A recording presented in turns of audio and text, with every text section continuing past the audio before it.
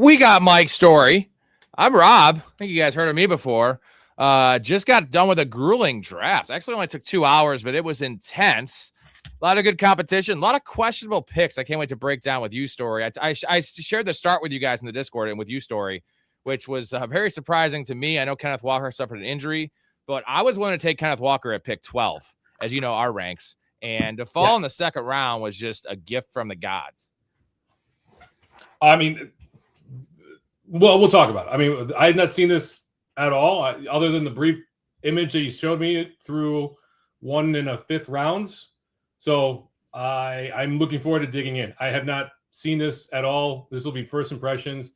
But I need to get back into it because while you were doing this draft, I was doing a college fantasy football draft. So we're both changing gears here a little bit. Both getting after it tonight. We're gonna just go through my team real quick. We're not gonna don't give them a grade for it yet. Let's get the grades once we get the context of the other teams. This is a 14-team league with all content creators. Joe Pisapia, Nice and Blunt, Who Hames, bunch of really good people. Fantasy Football Garage, a lot of other people you might know. So we had the 12th pick of 14. This is full PPR. You can start 3 receivers and 1 flex. So pretty damn big and deep for a 14-teamer. Got a little wonky for me in the middle rounds, but my start is, I think, bliss, honestly. So we had the 12th pick here. We start with JT and Kenneth Walker, which I was tempted to go with Bowers. Go ahead. Did you explain to people how you got that 12th pick? Because I think that's a worthwhile conversation right there. Yeah, so we got really lucky. So Who Hames next to me, you guys know and love him, the man with the best beard ever.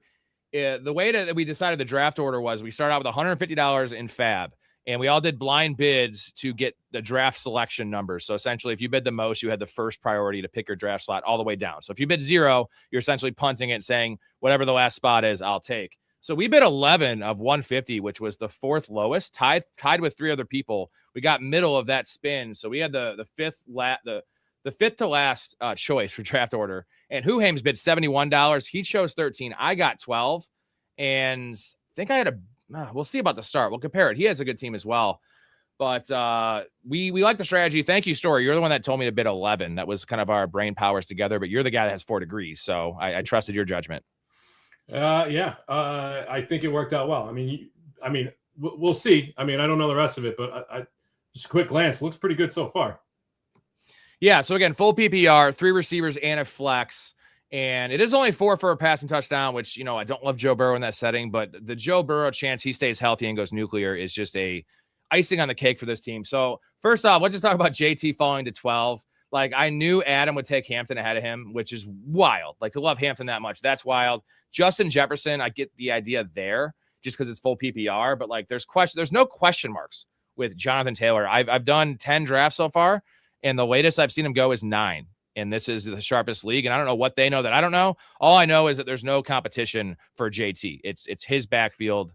It's going to be his squad. He was running back 1 or running back 2, depending on the scoring, before the Daniel Jones injury last year. This is a smash pick, man.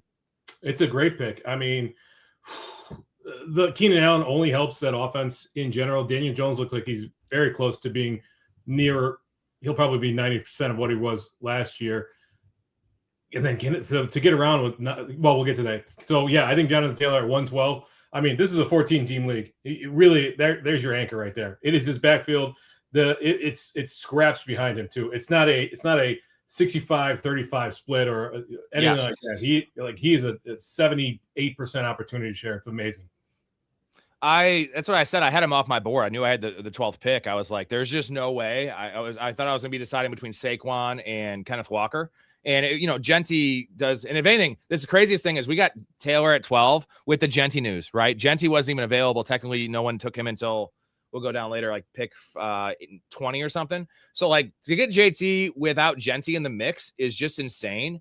And then Kenneth Walker, I was tempted to go Brock Bowers, but with this room with 14 teams I just wanted to lock down 2 running backs. And I think Kenneth Walker might have fallen a little bit because he does have a foot injury right now, but we don't know the severity. I definitely am less worried about Kenneth Walker than I am Ashton Genty or, Jeremiah Love, for instance. Yeah, I'm not too worried about that either. I think you did the right thing passing on Bowers. We've talked about it in the past, but those onesie positions, tight end and quarterback, are particularly valuable in the shallower leagues, whether that's a 10-team league or a team with 2 wide receivers or 3 wide receivers and no flex, whatever it is. In the case of a 14-team league, the opportunity cost that you're giving up in that round 2 spot, in this case, it was Kenneth Walker.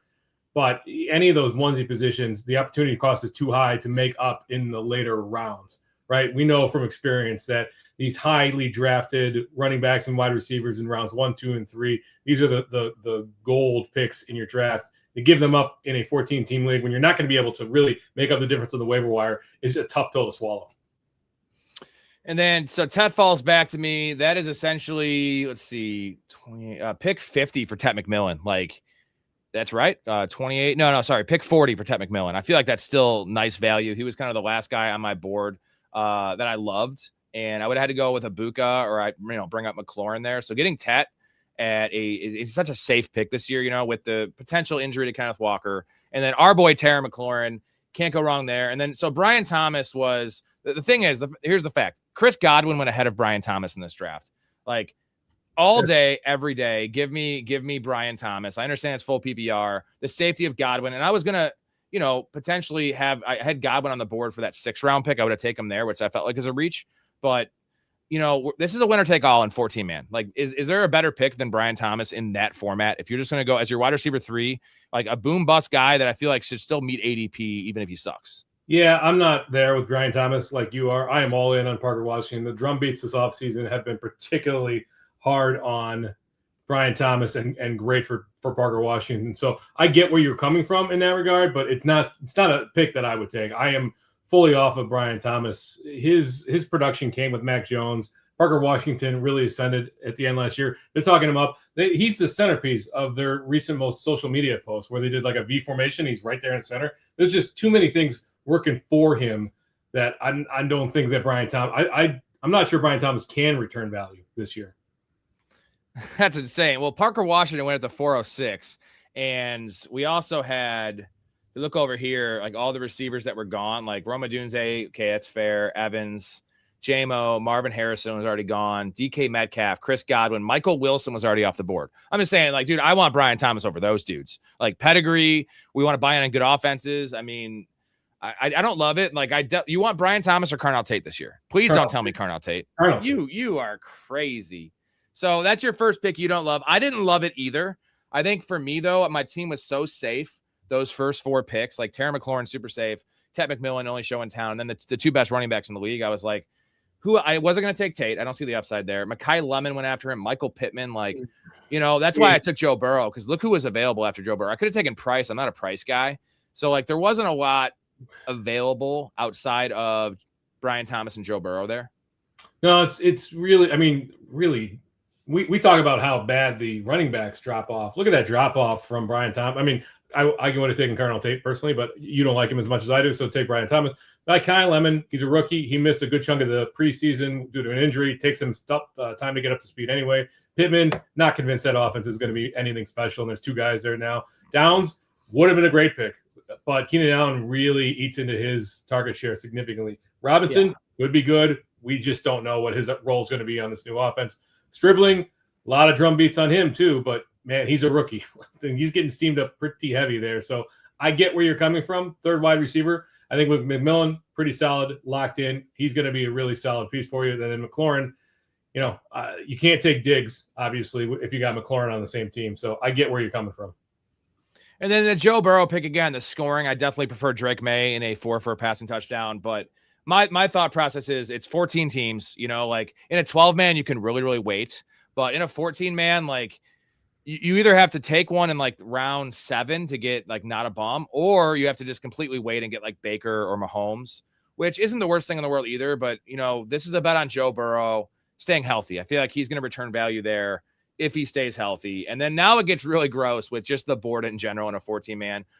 Didn't love the running backs available. See, JCM was already off the board and he's hurt right now. Yeah. So I took Kyle Monunga. I know Kyle Monunga is also hurt, sure too, but like I want Kyle Monunga over JCM. If they're both healthy, like give me 40% of the Bears backfield over 50% of the Commanders backfield that we think is 50% of the Commanders backfield. We think it could be. I flipped This year, I was Rashad White to start the year, and the way that things have gone in training camp, I have flipped over to Ja'Cory Krosky barely, though, a little bit. I kind of understand what you're saying, though. Monungai, the Bears offense projected to be a much better offense in general. You also have the contingent upside of if Swift gets hurt, then Monungai is to the moon in that regard. So I get it. I see where you're coming from. I probably would have taken JCM, but he was off the board anyway, so it didn't matter. And then after that, gets really gross. You know what's wild? I almost got Tyler Warren at the 512, and I was partially happy he wasn't there because I would have been forced to take him because he's the best player on the board. But I already had Jonathan Taylor. It's like, do I really want 2 Colts? I would have made the pick there, but so that was also, I was like licking my chops. I was like, fuck the 2 Colts thing. I don't care. Tyler Warren in this league, give me that elite onesie. If I had done that, I probably wouldn't have taken Joe Burrow because you can't be taking 2 onesies in a row. But so here's the starting lineup essentially is JT, Kenneth Walker, McMillan, McLaurin, Brian Thomas, Joe Burrow, and we have a flex problem. I took Jaden Reed mostly because I needed some floor. I needed someone I trust, and I could have taken Addison. I was debating Concepcion as well, but you know, I've been thinking about this recently. You know, I'm really big into Christian Watson, and I like taking Matthew Golden in best ball. I think Jaden Reed's kind of the forgotten guy with all this stuff going on with Josh Jacobs and like Marshawn Lloyd. If he's the 2, like he's gonna get hurt. Wouldn't it be smart if the Packers gave Jaden Reed like 4 or 5 running back snaps a game? They've done it before a little bit, but like he has that skill set. Yeah. Is Chris Brooks hurt still? I think so. Yeah, I think he is.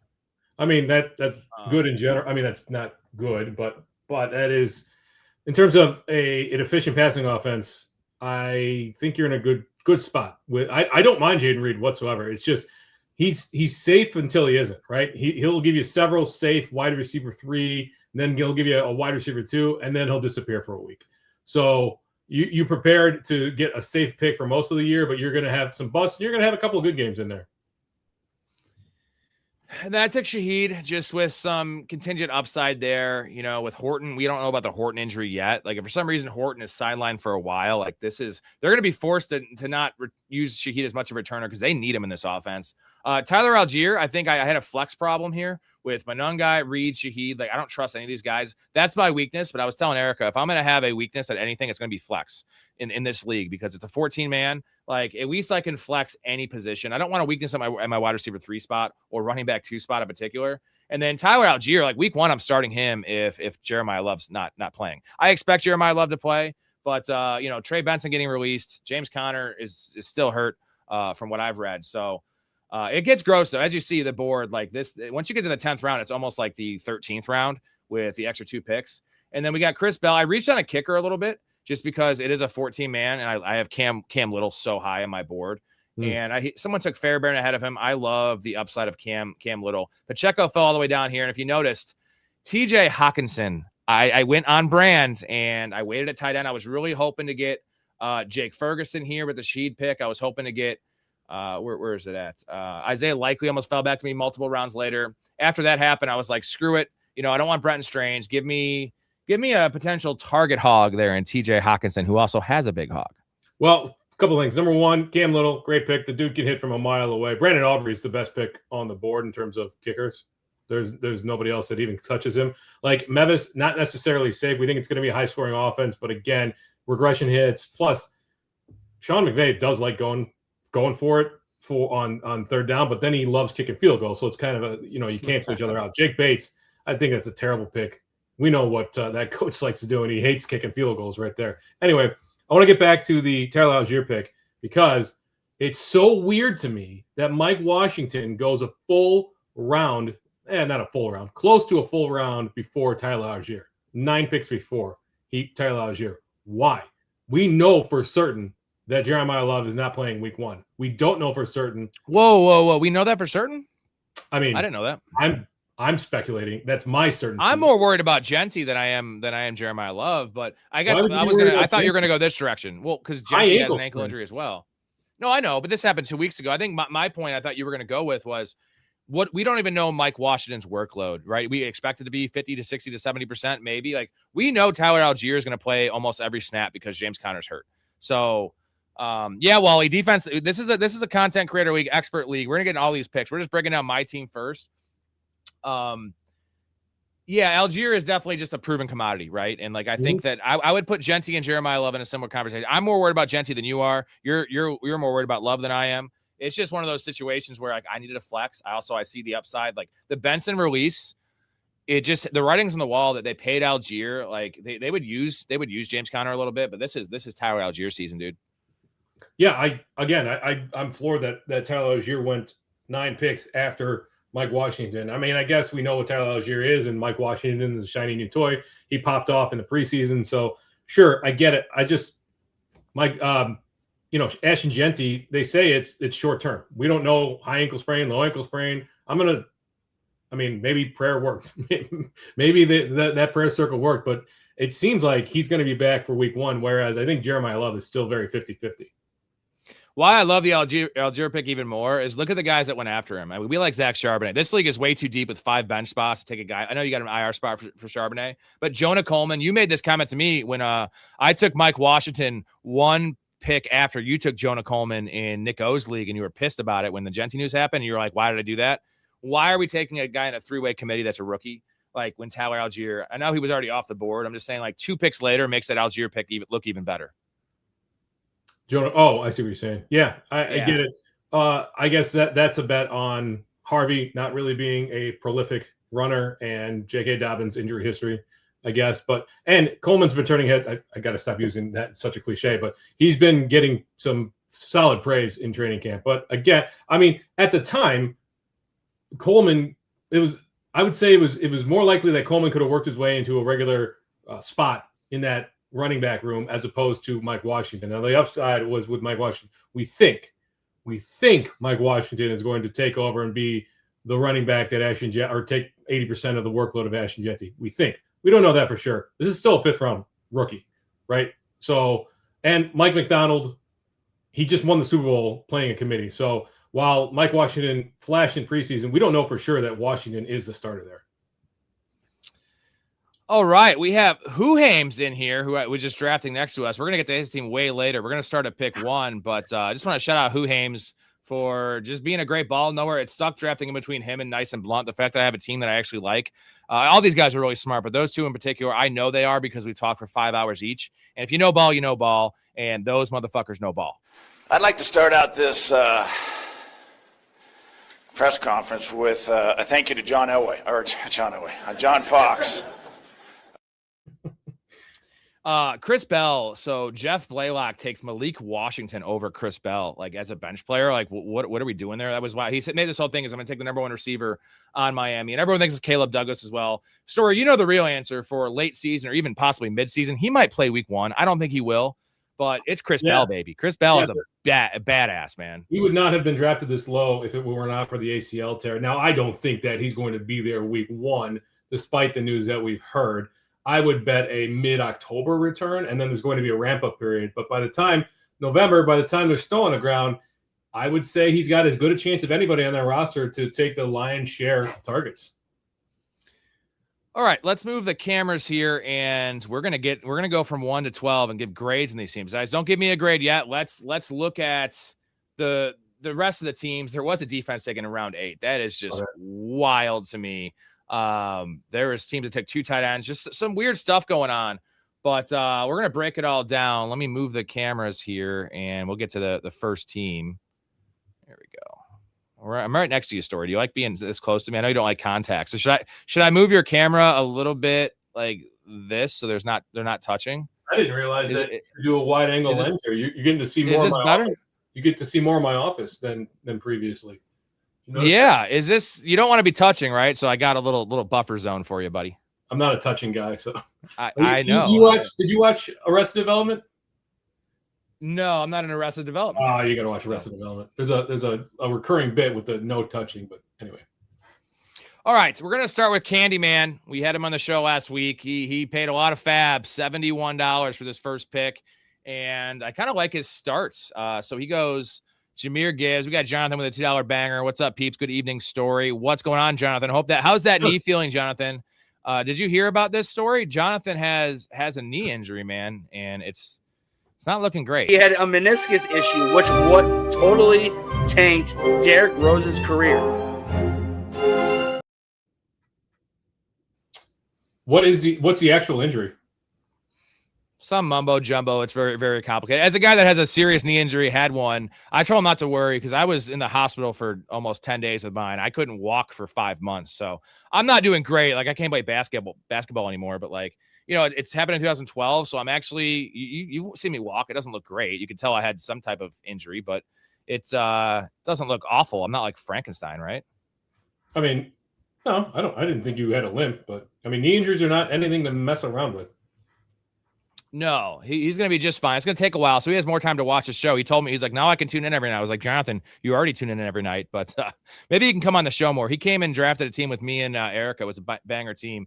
Bucket angle meniscus tear, right knee. So you're a very smart man. Do you know anything about this? Nope. No idea. I have no idea what that means. Well, we know Ray does. So maybe when Ray comes on, he'll give you the full rundown. Let's go to Candyman squad though. So the 101, he starts with Gibbs. We get Gibbs, Rice, Jeremiah Love, Quinshon Judkins. So he goes running back heavy and kind of makes sense for me at the 101. If with the Love uncertainty, he should have just taken Algier. He doesn't take Algier, which little weird. We have Roma Dunze and Quentin Johnson. So his flex is Judkins. His third receiver is Quentin Johnson. Jacoby Myers, Blake Corum. So some upside there at running back. Probably a little heavy at running back. Takes Travis Kelce. And then doubles up at quarterback with Stafford, Nix, Omar Cooper, Black. I mean, these benches are pretty trashy based on the 14-man league. Yeah. What do you think about this team? Black, though, that's the solid backup to McCaffrey. It's looking like now. Yeah, so the flex is nice. When Love is back healthy, I know we don't want to choose the flex running back, but Quinshon Judkins is going to get so much work. I'm a big fan of him. But the receivers are, Rice and Odunze I love. I mean, it's kind of a little early for Rice, like with the uncertainty and just how many games is he going to play? What kind of shape is he in? But upside swings here with these early picks. And then Quentin Johnson being in your lineup every week. Like, I guess it's the same situation as me having a flex problem, but this is a wide receiver problem, which you cannot just put a running back in there. His third wide receiver is going to be between Quentin Johnson, Jacoby Myers, and Omar Cooper. That is an issue. This might be a team that has to make some trades. Is there trading in this league? Yeah, there's trading. Okay. It's just you don't want to draft a team going into having, knowing you have to trade potentially. So, I mean, Gibbs, Love, and Judkins. Normally, you wouldn't get Love. I don't think he's going to go in the second in most 14-team home leagues. So getting him 3-1, nice discount there. Judkins, you're a little higher on him than I am, but 4-14, that's a nice end of the fourth round pick. Odunze at 5-1, I love. I think, especially with Burton's injury. Here's the problem: I don't care for Rice this year. He doesn't look all the way back. This offense, I think, is going to be extremely conservative to start the year, and he plays this like Mickey Mouse role that has never, it's been great when it works, but I don't think he's an alpha wide receiver. So I agree. I think he's got a wide receiver problem. Jacoby Myers is currently hurt, right? Maybe, I think. Yeah. Hand injury for Jacoby. So, and also a crowded room. Yeah. So this is at the very least, you're going to be keeping an eye on the waiver wire. He's playing for the upside. He's got a flex with benefits and, but Blake Corum, contingent upside there. I think Blake Corum is not going to get as much work, but if you think he is going to get work, 7-1 sounds good. I don't understand doubling up with Stafford and Nix. I mean, if you think Stafford is going to regress, then yeah, Nix is a nice backup. Cooper, tough to make that work this year. One of the issues is I like Blake Corum, but unless another one of his running backs goes down, if Corum's the guy, yes, he could trade him. But like he could have taken Deshaun Stribling, for instance. Like that's the pick. You need running back, you need wide receiver issues. Like Blake Corum's a great pick if he didn't have Quinshon Judkins. If it was just Gibbs and Love, 100% take Blake Corum. Now having to play catch up at wide receiver, that's a major issue. And then he's weak at the onesies. You know what I mean? So you're weak at receiver and you're weak at onesies. I mean, we think is weak. The draft capital is weak at the onesies. So this is an issue with he has one giant strength, and it's a great strength. Gibbs, Love, Judkins, love his running back room and his flex. But wide receiver, quarterback, and tight ends are all average to below average. That is a major issue. It's not a balanced team. What kind of grade would you have for this team? And he takes all these running backs. Again, you don't need running backs. You need wide receiver shots. He should have taken Devon Vele, who I took in the last round. You could argue Devon Vele should be started over Jacoby Myers. You know what I mean? He's more valuable in the first month or two of the season than Jacoby Myers, right? Yeah, potentially. At the very least, he's more valuable than Omar Cooper. Omar Cooper. Yeah. And there was a lot of guys, like Keyshawn Booty, Ryan Flournoy. Like there was guys to take. Trey Tucker instead of Bo Nix. Like you need some more balance. What do you have for a grade for this squad, man? This is a tough one. It is, because good value at the beginning of the draft in those running backs. That bit of the squad is locked in. Waiting on quarterback, good. I think you could have skipped Stafford altogether and just gone with Bo Nix. So C+ for me on this grid.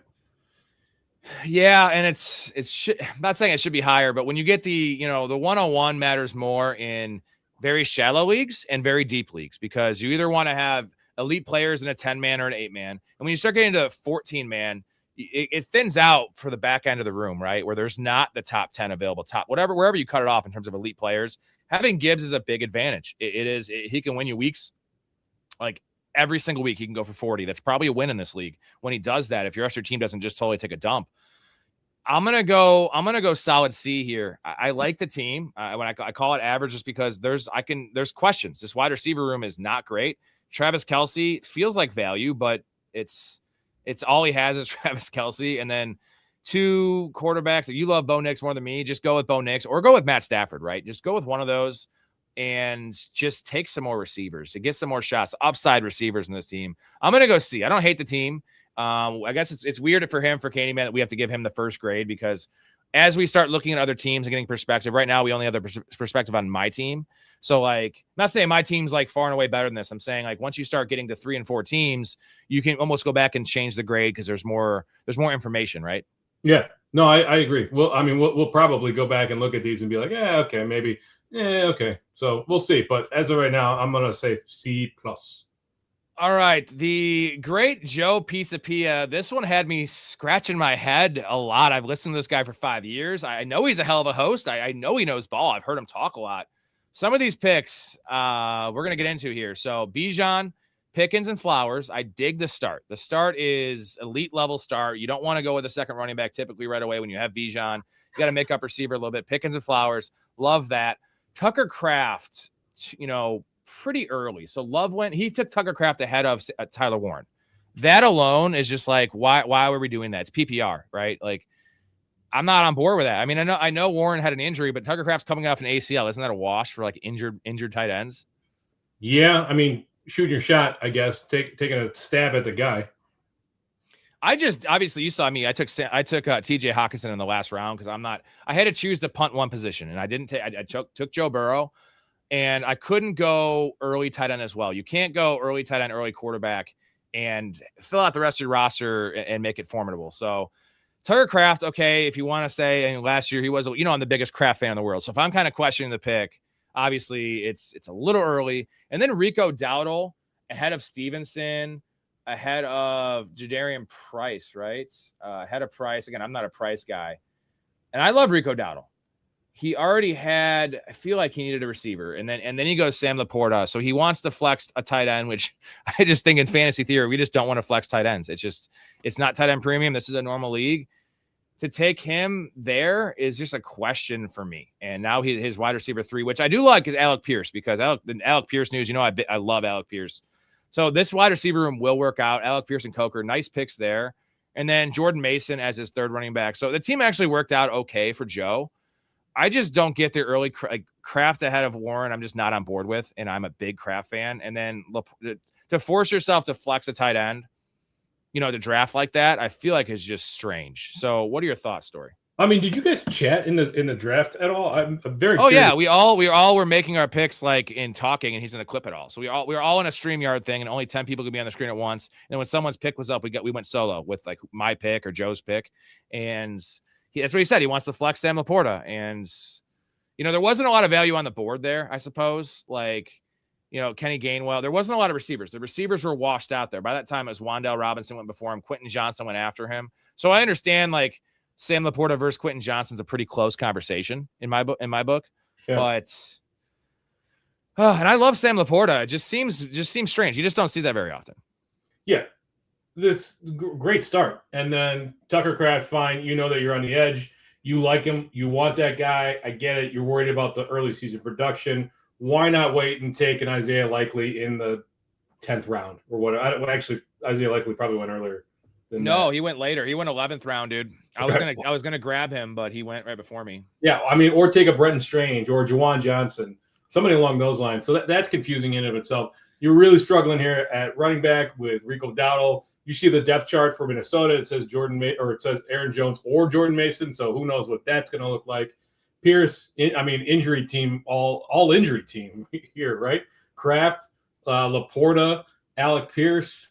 It's tough to criticize anything after the 10th round in a 14th team league because of how stretched things get.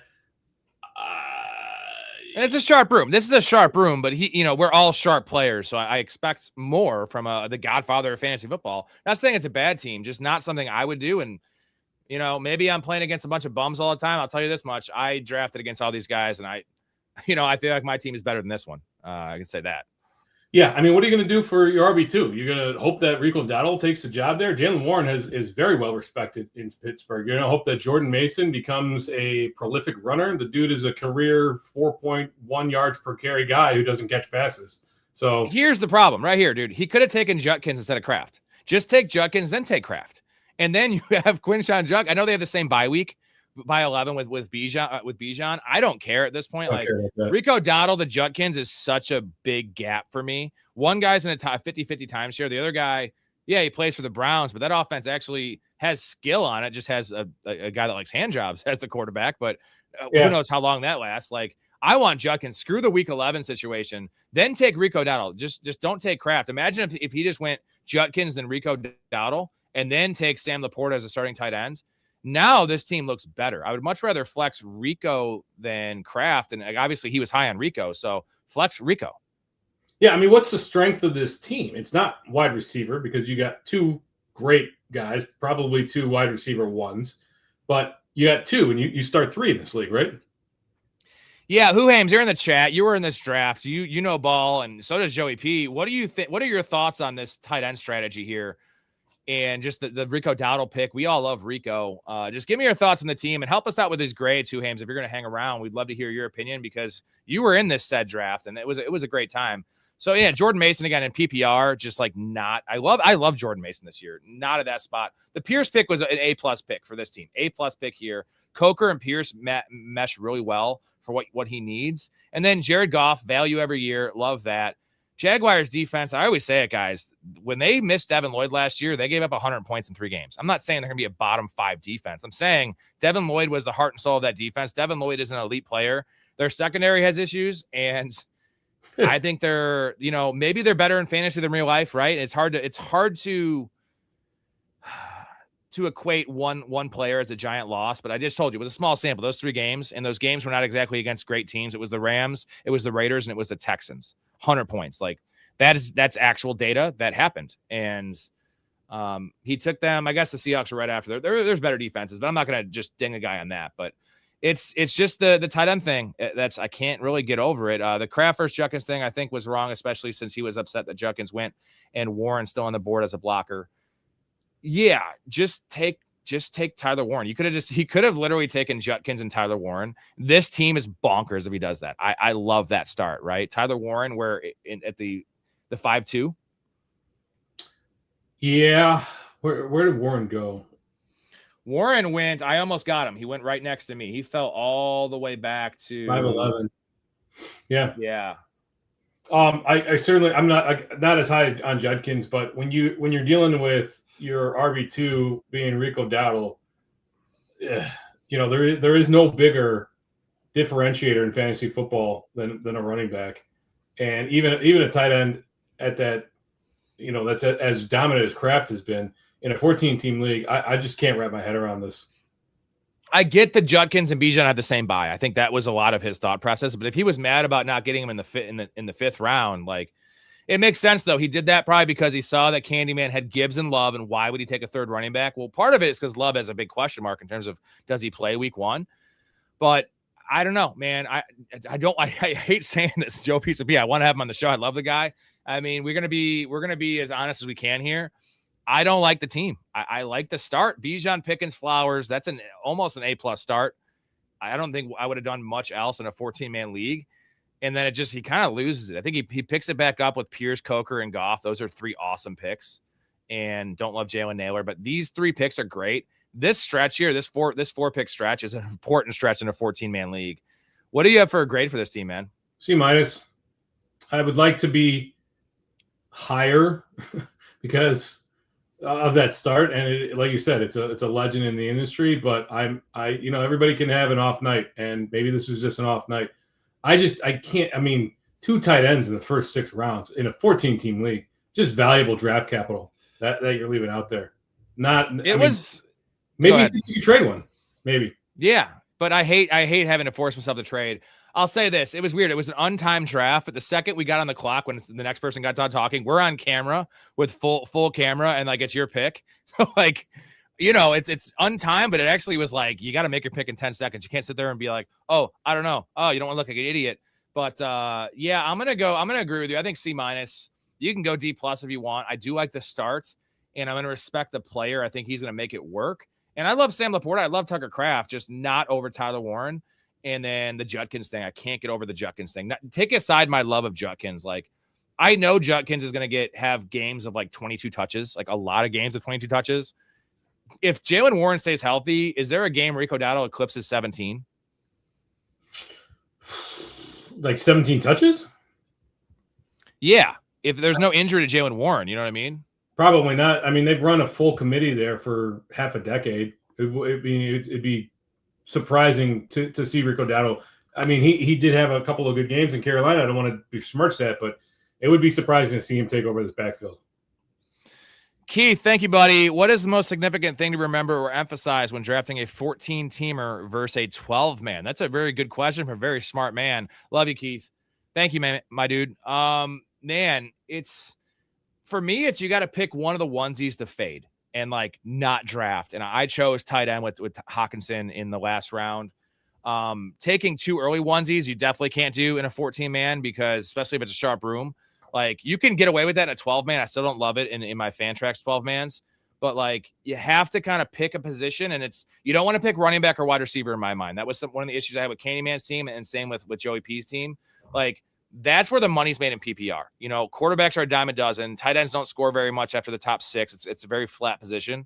So it's I want to choose one, right? Get value at one of the 2, and then you fade the other position. You go with Baker or Shuck, or you go with, if it's not Hawkinson, if you don't like Hawkinson like me, you can go with a guy Terrence Ferguson or something like that. So that's my takeaway. What do you have, Storey? Yeah, I would emphasize that. I would also say prioritize depth in a 14-team league, right? Injuries are going to hurt you significantly more in a 14-team league because the waiver offers very few quality replacements in a week in and week out basis. So build a balanced team that focuses on bench that can fill in for injuries, in addition to those high ceiling handcuffs and breakout rookies later in the season. You might want to punt on those rookie wide receivers because they tend to take significant time to ramp up, regardless of how highly touted they may be. So, and also don't waste extra roster spots on backup quarterbacks. Maybe a quarterback, depending on the situation, especially because it's going to be much more difficult to stream in a 14 team. But don't waste a backup. Don't waste picks on backup defenses, for example. I'm not everybody in here is sharp enough to do it, but just a reminder not to be callous with your picks. Mouth with a good call here. 0 running back does not work in a 14-teamer. You cannot go that route because you don't have the weeks to make up because you will lose your first 3 matchups if you're literally starting JCM and fucking Jalen Warren or something. You know what I mean? That is really, really rough. So I'm just using those names as an example. I've utilized 0 running back. Hero running backs seem to be difficult to do, but I've utilized 0 running backs successfully in the past. But in deeper leagues, the issue is the number of quality running backs straight up dries up very, very quickly. So in a 14-team league, I like drafting late if possible, and then going running back right there. You just get such a big advantage if your second running back is Kenneth Walker or Chase Brown, or and your opponent's second running back, for example, is Tony Pollard, or right, Jalen Warren, or whatever it is. What do you think about starting Jonathan Taylor and Kenneth Walker in a 14-man league? It's okay. It's not my favorite start, but I will say this: Who Hames with the neighbors pick? You know what? This is winner take all, so I appreciate that pick. Chase Brown, Javonte Williams, and Cam Scatterbo. That's what's up. Now, your receivers might have some issues, but like, will it matter if those guys are all top 12, top 14 running backs? It won't, because your flex is going to just dominate, and you'll make it up with Diggs and Golden. But I want to shout out Hames for that start. But yeah, we got some nice picks here. We're going to get to my team in a little bit. We already talked about it. I just want to show the people that are just tuning in. I think we drafted a banger, man. I'm pretty proud of it, considering the draft spot I had and the players, the level of competition I was playing against, and the format of like it's untimed, but we had like 10 seconds to make our picks. So always difficult. Let's move on to the Warriors here. And this is, I forget who this is, but we're just going to grade his team accordingly, just regardless of who it is. Jamar Chase, Nico Collins. If you know who this is, Hames, let me know who has the third pick here. Jamar Chase, Nico Collins to start off. Josh Jacobs, he goes hero running back, and this guy is hurt and he might be suspended. This is going to be an issue. If he's not, it's great value, right? Great value if Josh Jacobs is playing. Hartman. All right, Hartman. So this is an aggressive ass team. Christian Watson as the 3. We're both super high in Christian Watson. So Jamar Chase, Nico Collins, and Christian Watson with Mike Evans as the flex. Now, a lot of issues with Mike Evans right now, but this is we just traded him for a dynasty in a win now situation, but this is money in a PPR. So the running back position doesn't matter as much for him because he has those 3 studs. And then Jonathan Brooks makes a lot of sense for this team, and Dobbins. That's a nice pairing. Genius pairing he might actually start Dobbins week 1 if Chuba's healthy or active at least. And then George Kittle, Aaron Jones. So I kind of like the boring running backs he took with the aggressive shots with Jacobs with the suspension and injury concerns. And then Brooks, who we just haven't seen play football. But, I do really appreciate the pairings, right? This team makes a lot of sense. He thought this team out pretty well. George Kittle at the fall, and Kelsey goes literally 2 picks after George Kittle. Absolutely. He waits at quarterback. It's Jackson Dart in a 4 for a passing touchdown league. That is just delicious. And then Trey Tucker, Seahawks, Dicker, Sadiq. Might have an issue week 1 at tight end if Kittle doesn't play, but Kyler Murray is a backup to Dart. This makes a lot of sense. I really like this team. Yeah, if I'm going to take Kittle, I don't mind taking shots at Sadiq, but if I'm going to take Kittle, I'm not taking Sadiq, right? Like Sadiq dealing with the sports hernia, he might not play week 1. So what are you going to do? You're just going to, I guess you could stream Tunges, whatever. It's a good team. It's not quite hero running back, but Jacobs as your pillar could be good, could be bad. We don't know what his injury situation is. He looks like he's going to be okay. Legal thing could be behind him. He could be a game or 2. It is a swing for the fences type team here. I will say that I do like it. I like that Aaron Jones pick. Can you scroll down again? I like the Dart pick, although I am really cooling on that offense in general. I think maybe that Dart pick, I don't know. I think I might have skipped him and tried to get somebody like Bo Nix on the way back. Didn't happen, but maybe you could have if you didn't go Dart right there. Don't care for Trey Tucker. This is an aggressive team. This is an aggressive fucking team, and that Jackson Dart fits that mold. And at some point, you're already putting yourself at risk a lot. This is a winner take all against a bunch of content creators that do this for a living. So I'm gonna kind of just say I love that pick. And the boring picks he made sense. Dobbins, Aaron Jones, but like Kittle, Evans, Watson, like these are winning picks. Even Josh Jacobs. We all agree Josh Jacobs should be a top, a top 30 pick. If you swing it to the fences, why? What's the point of Dobbins and Aaron Jones then? Like Dobbins' profile in this format is worthless, realistically. Like what's he going to get you on a week in week out basis? 12 points, maybe. Like you're not going to win by getting 12 points if you're swinging for the fences. I don't understand. I guess I don't understand that. Right? He had a 4.5% target share last year when healthy. That's abysmal, and that's really not going to win your league. No, and people, I think I like it because of the Brooks and Jacobs uncertainty. At that point, he did hedge a little bit, but I don't hate this. And Brian says, are these rooms always that bad? Yeah, this is a 14-teamer. So, but there were some questionable picks, and these are all some of the biggest guys on YouTube, honestly, including Joey P, Hames. Hames' team's fucking awesome, by the way. Shout out Hames. I had to draft next to him. That was not fun. But I left you Pat Bryant, bro. I wasn't going to snipe him. I knew your love of Pat Bryant. And I wasn't going to hear the end of it. That's not how I operate. So you didn't end up getting him. So anyways, what do you have for grade? I like this team a lot. I'm going to go B. I'm going to go solid B in this team because it's PPR. The Jackson Dart thing for a 4 for a passing touchdown. Chase, Collins, Watson. If the running back room is anything at all, and George Kittle is 80% of George Kittle, it's a really good team. I'm going to go solid B. I'm gonna go C+. I think he got scared. Realized that he was getting really aggressive and he had some risky picks, and I think he got scared with Dobbins, Aaron Jones, and then Trey Tucker and something like that. So you and I have different philosophies on this, but I'm gonna go C+. Okay, let's go to Michael O'Hara's team, the young sloppy kid. This guy's like 23, and let's see what he has here. Puka, Brees Hall, Ladd McConkey, Tootin. This is a balanced fucking team right here. Puka, McConkey, and J-Mo are the starting 3 receivers. Brees Hall and Tootin with Jaden Daniels. RJ Harvey's in his flex right now. Yeah. But pass-catching running back. The shot on Jordan Tyson. Again, this is winner take all. Let's go aggressive there. It might be a little early for my liking, but I mean, what's the point that it's too early or too late? Worthy is a worthy pick here. You like that? Do you like that little dad joke I just did there? How do you like that? Kid in me likes the frosted side, but the grown-up in me likes the kid in me. Wow! It looks like Michael Jackson's coming right at me!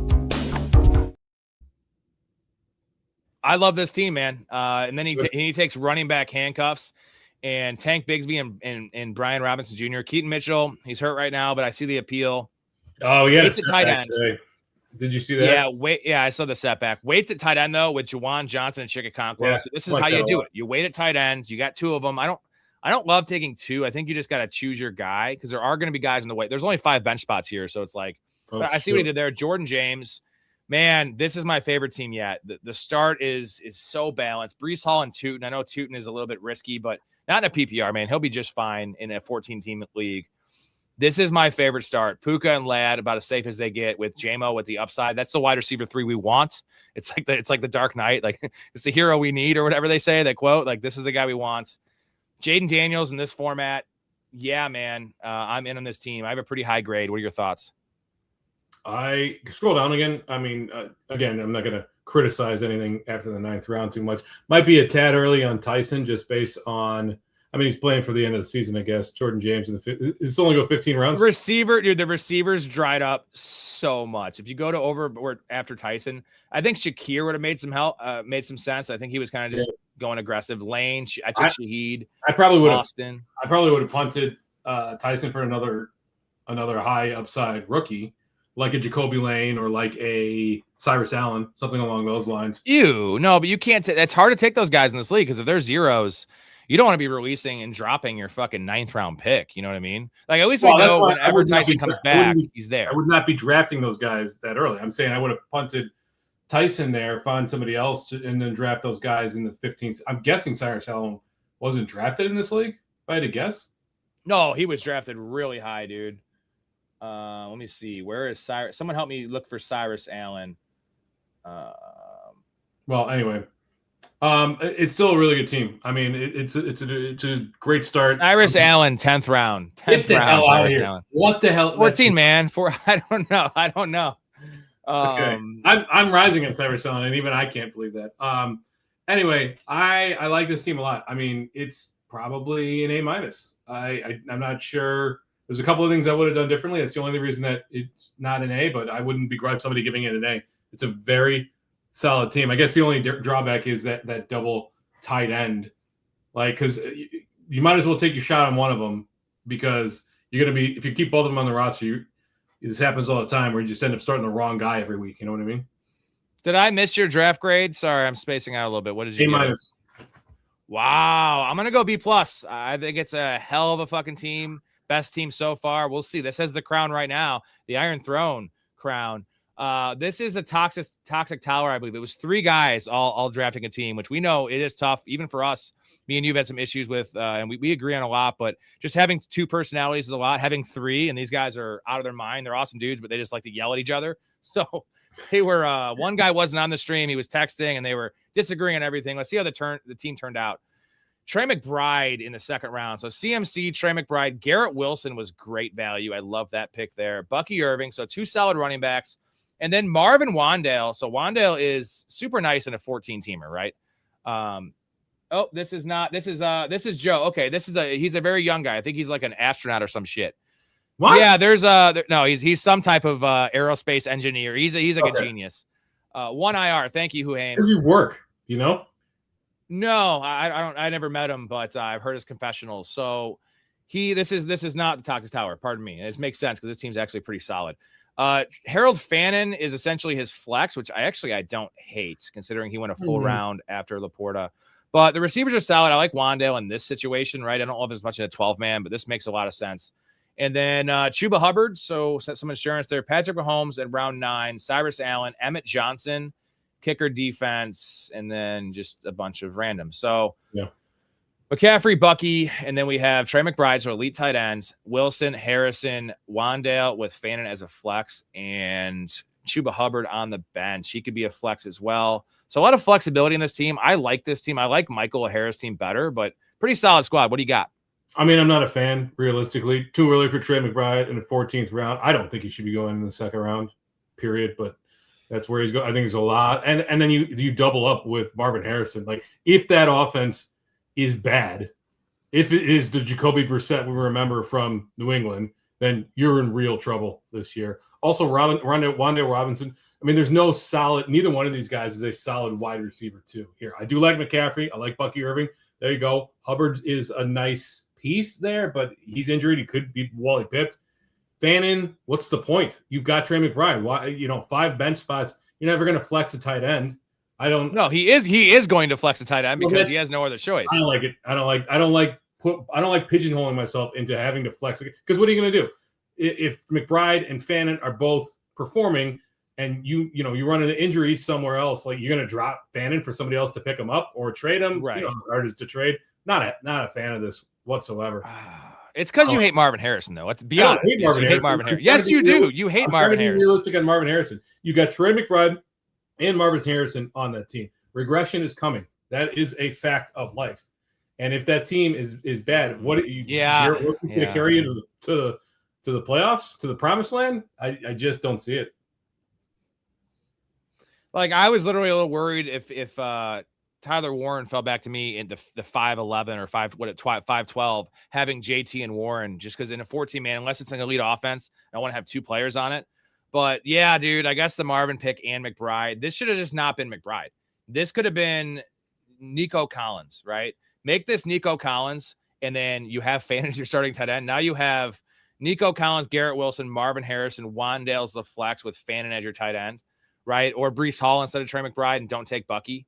You could have taken Christian Watson. I mean, there's a lot of other ways to go about it. And I feel like Trey McBride, the Brock Bowers pick makes sense. Brock Bowers is a fucking space robot from heaven. Like, that's just a quote. He's awesome. Like, Trey McBride was awesome last year. I just don't think he's going to be the same. Obviously not the same this year, but you're lower on this team than I am. I'm going to go C+ on this team just because I don't think Fannin at flex is the worst thing in the world. It's better than Laporta at flex with the Joey P team. We're going to go C+ in this team. I think that's pretty fair grade. It's a D+ for me. If it was one of McBride or Harrison, I think you're a full 2/3 of a letter grade higher. As it stands, it's a D. I mean, 5 bench spots. And okay, I'm going to change my grade. I didn't realize Cyrus Allen is his 4th receiver. He might be a nothing burger. And as much as Marvin Harrison's still going to be your starter, he has to start Marvin Harrison. He has no other choice.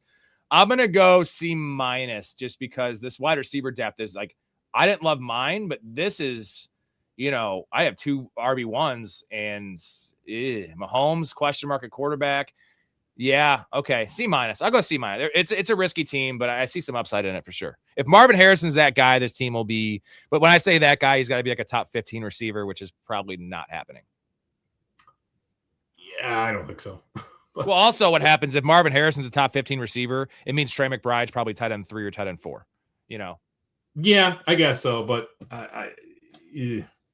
tough for me to get around that. All right, I'm gonna go C-. We said it's in the draft. We did McBride in 2 is death. Yeah, McBride in the second round is death. I mean, this is a 14-teamer, so at least let's give him a little credit. Essentially, that is almost in a 12-teamer at the turn, the 2-3 turn, which is fine. It's just, it wasn't the wide receivers. He shouldn't have taken Fannin. Fannin could have been Stribling. There we go. Everyone should have been taking. I don't even like Stribling, but there's some upside at wide receiver. Yeah, exactly. Like, give you something at least to work with where you're not pigeonholed into starting a tight end in your flex spot that's on the Cleveland Browns. What's up? We got Ruben in here, the man that put all this together. He had the 14th pick. We're going to get to your team a little later. we'll try to be nice to you, man. I didn't really look at your team, but just saying that in general. Shout out to Ruben for thank you again, Ruben, for inviting me. And you're gonna see Ruben on the show. We're gonna have Ruben on the show for a guest spot here pretty shortly, man. Can't wait to have him on. What a great dude, and running a great league with some of the best production value that I've seen in a while. Like that trailer was fucking sick, brother. And he's just a great dude all around. Love you, Ruben. Thank you. You ready for Steve-O's team? Steve-O. We have, this is Fantasy Points, I believe, is his page. So he have St. Brown, Derrick Henry, Josh Allen in the third round here is nice value. That's essentially like the end of the third round, early fourth round in a 12-teamer. I like that advantage. It's a 4 for a passing touchdown as well. So I am down with that pick. DJ Moore and DK Metcalf with Tony Pollard and Kenneth Gainwell. So this team has some nice flexibility. The running back room is pretty solid when you go Josh Allen. I'm a DK fan, so I like that. Romeo Doubs, Deebo Samuel. Wait to tight end against Mark Andrews, our boy. Dylan Sampson, PPR Maven. Kayshon Boutte. This is a really good team. This is a pretty fucking good team, man. I don't have a lot of issues. And running back 2 might be a problem, but Tony Pollard's fine early season. You always throw Gainwell in there. The flex is going to be either Gainwell or Romeo Doubs. That's probably where it falls a little short, but I think those guys are both going to be pretty relevant. And then Deebo for early season. That could be all those guys are hurt. Deebo is somehow the one healthy dude on that team, which is just hilarious. Mark Andrews, I love. Like, this is a good team, man. This is probably the second best team. I think I prefer, Michael Harris team? It's probably my favorite. This is the second favorite team I've seen. I'm with you. I like a lot about this team. I mean, the small complaint would be Josh Allen. If you're going to take a onesie, though, in a 14-team league, get value at it. And Josh Allen at 3.5 is value. Now, the problem there is, though, maybe you could have gotten Josh Allen on the way back because no other quarterback went for 2 rounds. Who knows? Doesn't matter. What's done is done. I like DJ Moore a lot this year. I think that there's plenty of opportunity for him. Metcalf, fine, whatever. That's nice. Wide receiver 3 there. You're right that your running back 2 could be a bit of a problem, and that probably keeps it from being an all-around A in general. But I like Dobbs. I mean, Dobbs, realistically, now that Kayshon Boutte is out of the way, Dobbs probably has a clear path to being the wide receiver 2 there. Samuel, you waited on tight end, got Mark Andrews in the 10th. It's an A- for me. It's a really good squad. Yeah, I'm in lockstep with you, man. And I'm probably going to upgrade O'Hara's team to an A- as well. I think in my book, they're tied. I'm trying to compare the teams real quick.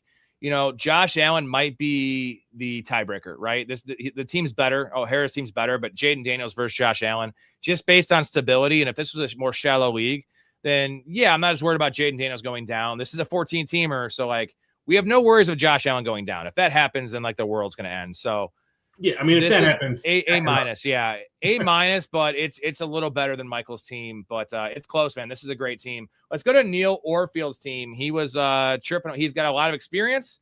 He also took defense really, really fucking early. And in this league, you're probably gonna have to drop your defense on bye weeks, or you're gonna have to drop a pretty valuable asset in the bench. So JSN Genty takes a fall on Genty there, which is risky, but full PPR, I'm for it right now. Colson Loveland, David Montgomery. So he's got Genty, Montgomery, JSN. Takes Lamar Jackson. 2 early onesies, man, in a 14-man league. I am just not about that life. I just think it's a risky proposition.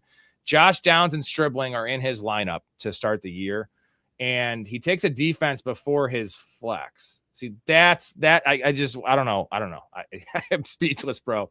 Rachaad White, solid pick, though. I like the Rachaad White pick. Marshawn Lloyd drinking that Kool-Aid. Isaiah Likely, when you need flex appeal, I guess Isaiah Likely might be his flex. I mean, that's real, right?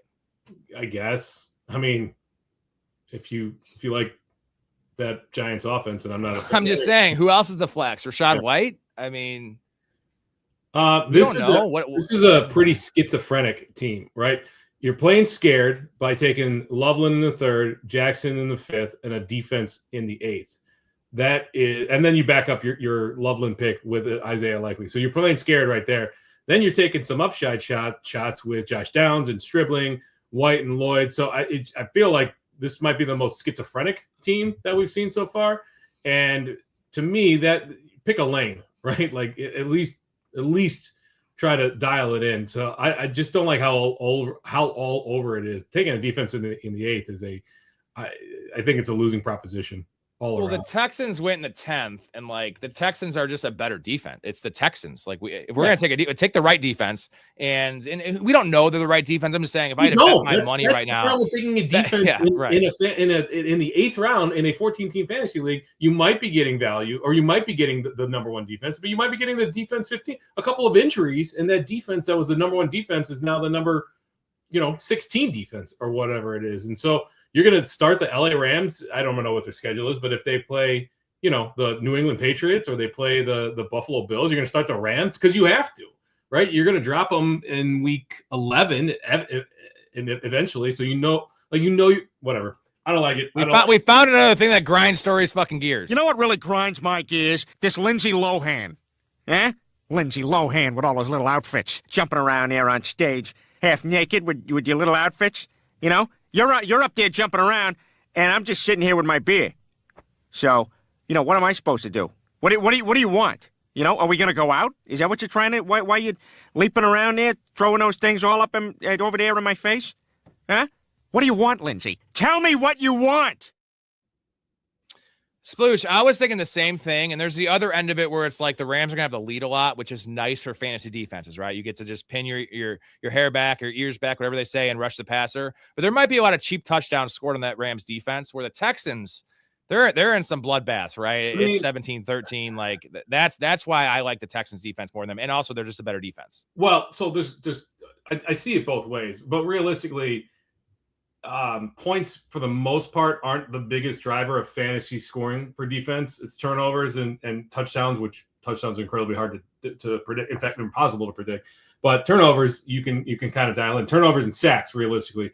So it actually kind of makes sense that the Rams might be a better pick because they're going to be like at least from Vegas has them projected to be the highest scoring team, which means they should be up in games. And the other team's trying to play from behind. That leads to longer time in the pocket, trying to let plays develop downfield. Could lead to more erratic play, more turnovers, certainly more sacks in that regard. At the same point, if the Rams get a little conservative, they start playing back. They play prevent defense. We see it all the time where a team that has 17 points, they're down by 17, or they're down by 24, 27.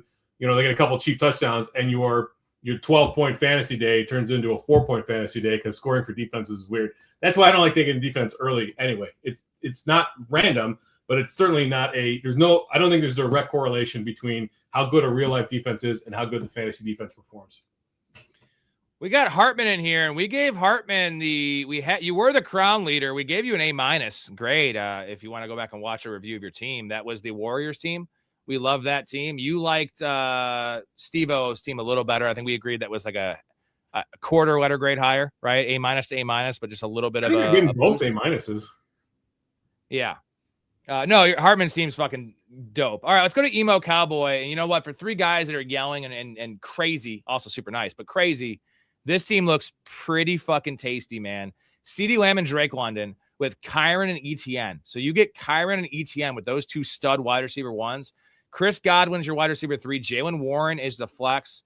Hurts and Kincaid with Shakir, Woody Marks, Aubrey, Travis Hunter. That's a wasted pick. He's a defensive player. Najee Harris, Chargers defense, who have a great early season schedule, and Jordan Love, which I probably wouldn't have done considering you have Jalen Hurts, who's indestructible.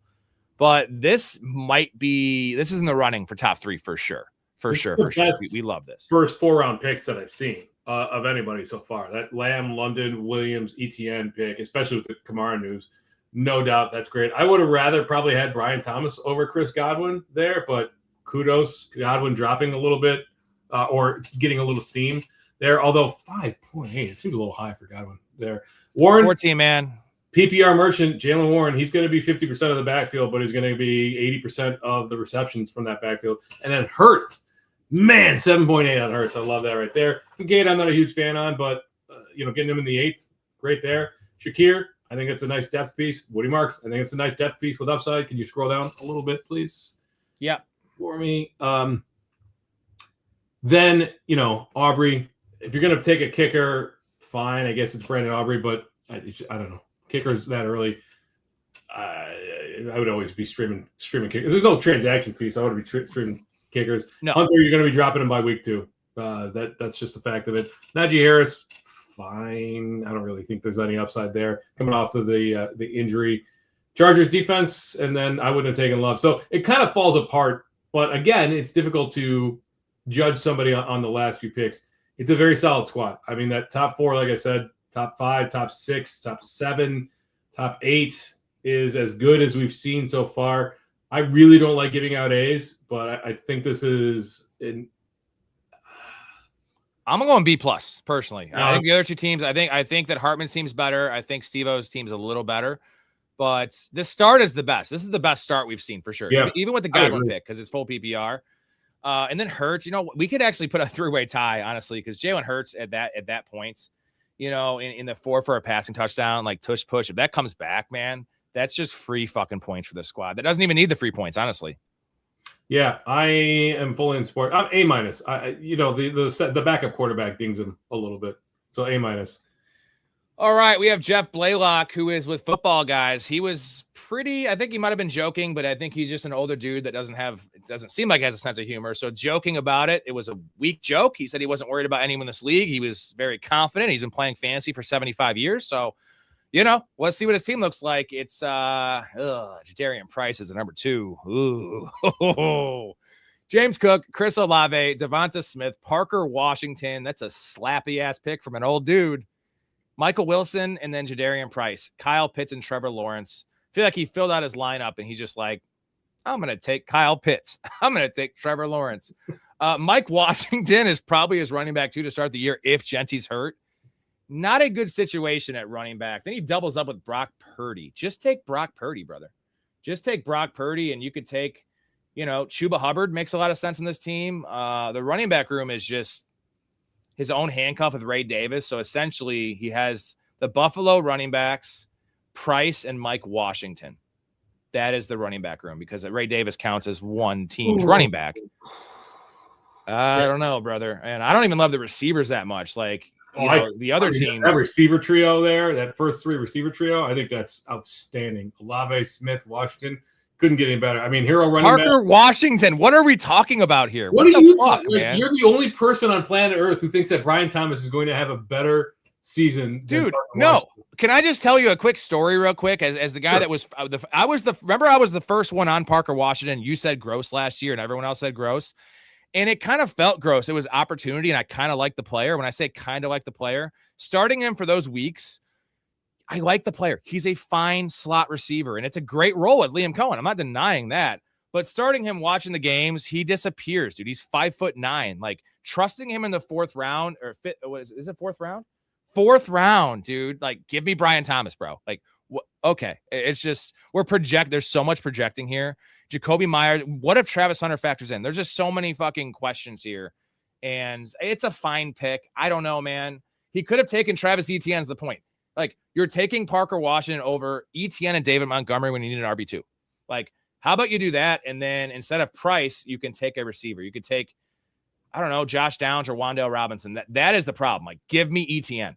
Etienne will outscore Parker Washington this year, and he needed a running back too. That's kind of where I'm going to leave it. I mean, okay, but he's got a running back too in Price there. He's the running back 2 on his team. I don't think that's the case whatsoever. I'm exaggerating. It's a 3-way committee, and that's before Sharps is even back, man. It's not, I mean, Jadarian Price is a highly drafted rookie that has very nice metrics and had very good efficiency when he got the ball. So did Roshan Johnson's story. So. Okay. I'm just saying, if you want to, this team is relying on Parker Washington and Jadarian Price a hell of a lot. You're literally the only person on the planet that thinks that Parker Washington's going to fall on his face.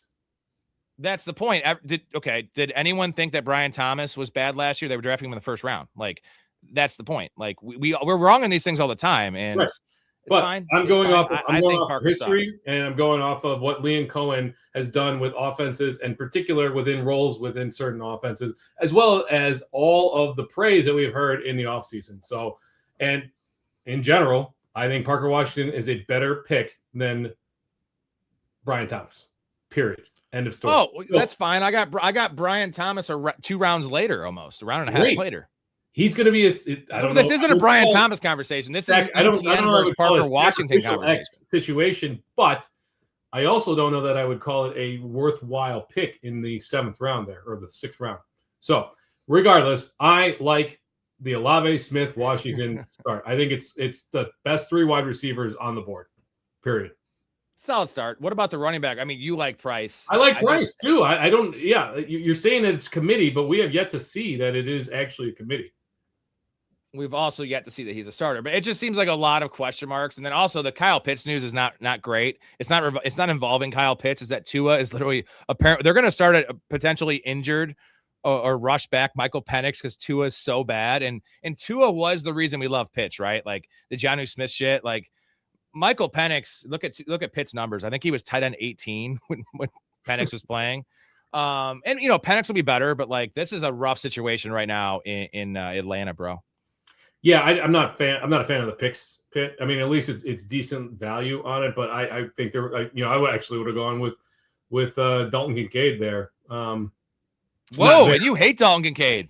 I know, but I would rather have Dalton Kincaid this year than Kyle Pitts. Like, I would have tried to wait around and see if I can get Dalton Kincaid later. I like the stack with Trevor Lawrence there. Mike Washington, you're taking a risk. That's Malik Washington. That's fine. Ray Davis, that's playing scared to me. Taking Ray Davis. This is Mike Washington. So he has Price, Mike Washington, Ray Davis. Yeah, he does. That is an entire running back room, though. Price, Washington, and Ray Davis. Like what Ray Davis doesn't even count. It's insurance for his own running back. Well, that's what I'm saying. You're playing scared when you handcuff your own running back, especially in a 14-team league. And then you're taking Brenton Strange. You need backup running backs. You need somebody that can fill in, and you're taking a backup tight end, and then you're taking a backup quarterback. So Cook, Olave, Smith, Washington might be the best start that we've seen. Then you get pretty good value on Price. Then it kind of falls off the rails. Then you could take Kyle Pitts, bad move. Then you go with Trevor Lawrence, good pick because you got the stack. Then it kind of falls off the rails a little bit. So it's a tale of 2 drafts for me. What's your grade, man? B minus. Oh, wow. I'm going to go C minus. I can't. This running back room is it's a 14-man league. Running backs are fucking at a premium. If Price is getting 9 to 12 touches a game, frankly, you got to start him. If he had taken Ramondre Stevenson over Michael Wilson, who may not even hit his lineup, I think you go. That would have been us. And then you could should have fixed the back end. No need for 2 tight ends, 2 quarterbacks. Why are people doing it? And then 5 bench spots and 2 of them are taken up by onesie positions. I don't understand that. Yeah, that's I don't know, man. A lot of experience. I just not a fan of the squad. Maybe C. We can go C because the receivers are bonkers. If you believe in Parker, also Olave. This first 3 is awesome. Well, I'll give you Parker Washington's okay. I like Michael Wilson. It's just this running back room and the fact that you have a question at running back. The onesies aren't great. Like that's a lot of issues. Let's go to the 10th pick. I don't know exactly who this is, but can someone help me out in the chat? Who has the 10th pick? It is, let me get this lined up here. Yeah, the Parker Washington thing just gets me going. I don't get to eat crow this year because I was on him last year and it's a wash if he's great. Spike week. Okay, Spike week. Very sharp individual. We have Justin Jefferson, Brock Bowers, nice value there after A.J. Brown. I like that. Waddle and Burden. He goes 0 running back essentially with Stevenson, Krosky Merritt, Jonah Coleman, Tajay Spears, Kamani Badal. At least he has some on his bench. Right. But it doesn't matter because you have Bowers and Caleb. So he has pretty elite onesies, especially at tight ends. And these top 3 receivers are super dope. I would not have taken Waddle over Higgins, McMillan personally. But I'm not going to just judge a team based on like the players. I think this is more of a build and like how the team looks as a whole. I like Stevenson as a 1. I mean, for this team, but Krosky Merritt's hurt right now. And like, he's still Krosky Merritt. He has 9 catches last year or something like that. Just not a pass catcher. Yeah. And then Concepcion Lane. So this is a really stacked receiver room. Jonah Coleman, Tajay Spears is pretty nice. I do like the Tajay Spears pick. He might be the running back 2 to start this year. Like he might have to start Tajay Spears week 1 though. Yeah, I mean, RB2 is going to be a big problem here. If Spears makes the jump, sure, you're in good shape. But if not, you're going to hope that Ja'Cory Krosky-Merritt takes over, but he's injured and he could be in a committee and he's not really a pass catcher. Jonah Coleman, like I've been saying for many, many months, he is good at a lot of things. He's not great at any one thing. So your RB2 is the problem. Jefferson, Waddle, Burden, good start. Brock Bowers in there. Caleb Williams, too early for me, but I get why people do it. And then you say it's depth, but we don't know for sure that both Concepcion and Jacoby Lane are going to be anything in this league. I mean, Concepcion. Whoa. Did you just compare Concepcion and Jacoby Lane? Well, you're saying you got wide receiver depth. We don't know that. First of all, I was talking about Concepcion, not Lane. Concepcion's depth. Concepcion's awesome. Amazing talent on an atrocious quarterback situation behind him. So he could be Jerry Rice, and I don't think that he could produce with this quarterback situation. So it's a big risk there, and then you back it up with Jacoby Lane, who's getting a lot of praise, but it is a second wide receiver in a Baltimore offense that it rarely works out. So why didn't he take Chris Rodriguez? Take Chris Rodriguez instead of Lane, and now you actually have a week 1 starter, a guy that you could actually start. Like that's the Jacoby Lane. Frankly, take Tyler Algier instead of Lane. Or hell, Woody Marks can probably be flexed week 1. Yeah, there's a lot of I don't know. I love the start of this team, and it's just like the Caleb pick. He just shouldn't have taken. He could have taken your boy Jadarian Price. Like, don't take Caleb. You could have gotten something better than JCM as your 2. Like, I'm just not on board with that one at all. So, what is your grade for the squad? So good start. Risky depth, not really running back 2. I like the value on Stevenson. Where did Henderson go in this draft? Before or after Stevenson? Hendy went after Stevenson. Finally, somebody got it right. Not a fan all around. There's after round 6 and later is a bit of a mess. Personally, solid C, right in the meaty part of the bell curve. not falling behind, not getting not showing off. I agree with C. This is riskier at running back than the last team, but the Brock Bowers and Caleb and like some of that stuff can kind of cure some of the issues. Like if Bowers, you're going to be your tight end and your running back too. I'll go C. I do like this team a little better than Jeff's, but they both just have major running back issues. And like, what are they going to trade? It's gonna be hard to trade. And it's hard to trade in a 14-man league. The deeper the league, shallow leagues are so easy because you're just like essentially exchanging gold together. Like you're exchanging turds here. And like everyone has issues with injuries and bye weeks. Hard to trade in this situation. This JCM has to pay off, or Dobbins has to go down like week 1. They say you can't polish a turd, and I think it's very true in a 14-team league. All right, Adam from Nice and Blunt. You saw him on the show a couple weeks ago. Very sharp individual. Again, I had a draft between Adam and Who Hames. And 2 guys I know no ball. These other guys, I'm sure they've been in the industry, but on camera is one thing. Like I talked to these guys for 5 hours, and it was easy conversation. These dudes are geniuses. Let's see how his team played out.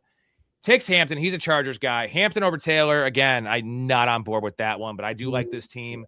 A.J. Brown, T. Higgins, Michael Pittman are starting 3 receivers. He has Hampton and DeAndre Swift, so pretty steady there at running back.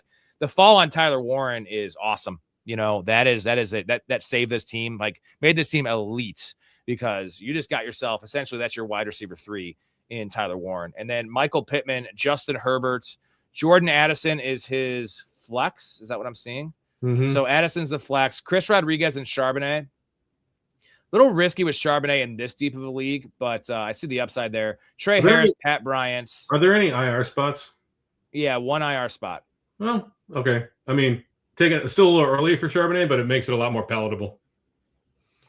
So he gets an extra position here, but then, the guy will get hurt. He's going to have to figure out a decision then. So this is a really balanced team. The onesies are very good. I'm very high on Herbert. You're very low on Herbert, but love the onesies. The running back room is solid. Rodriguez was a big pick for this team. That's what the other team should have taken because, yeah, he's not great in PPR, but he can be, if you find a good matchup and there's an injury, he's going to score a handful of touchdowns this year. And if something happens to Tootin or it just happens to be a true 50-50 split, Rodriguez is valuable in this deep of a league. So I really like this team, man. The bench, he waited at defense and kicker. The Dalton Schultz pick, I think, is just he can almost flex Dalton Schultz in a pinch because I do like him with the Higgins injury. So Trey Harris and Pat Bryant, some upside shots here. I like these receivers he took. So a lot of these picks make a lot of sense. I'm going to go solid B for Adam's team. Solid B. Yeah, I mean, I don't like the Hampton over Taylor.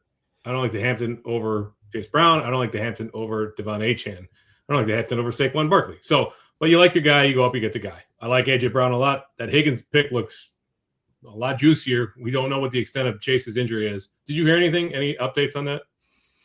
I didn't actually see the clip, but apparently he jogged off or was moving fine. So I guess the quote was, if the game was tomorrow, I'd be playing. I mean, again, it doesn't mean he's fully healthy, but we have 2 weeks till the season starts.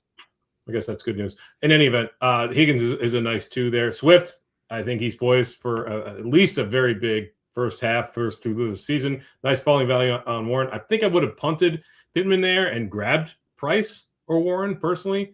Not huge on Herbert, but that's not a bad pick. If Hurts had dropped home, then that'd be awesome.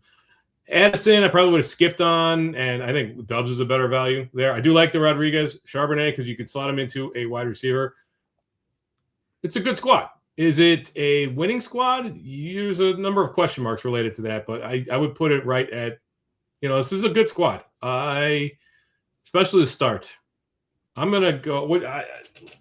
Did you give yours yet? I think I'm gonna go. I gave B. I think it's the 4th best team so far. I think the other 3 teams, in particular, the first 2, Hartman and Steve-O are clear winners here so far. And then it's right in line with Emo Cowboy, right? We like that team a lot with Hurts. Yeah. So yeah, it's a good team. All right, guys, we're gonna go to my team again, and don't give your grades because you love me and you watch this show.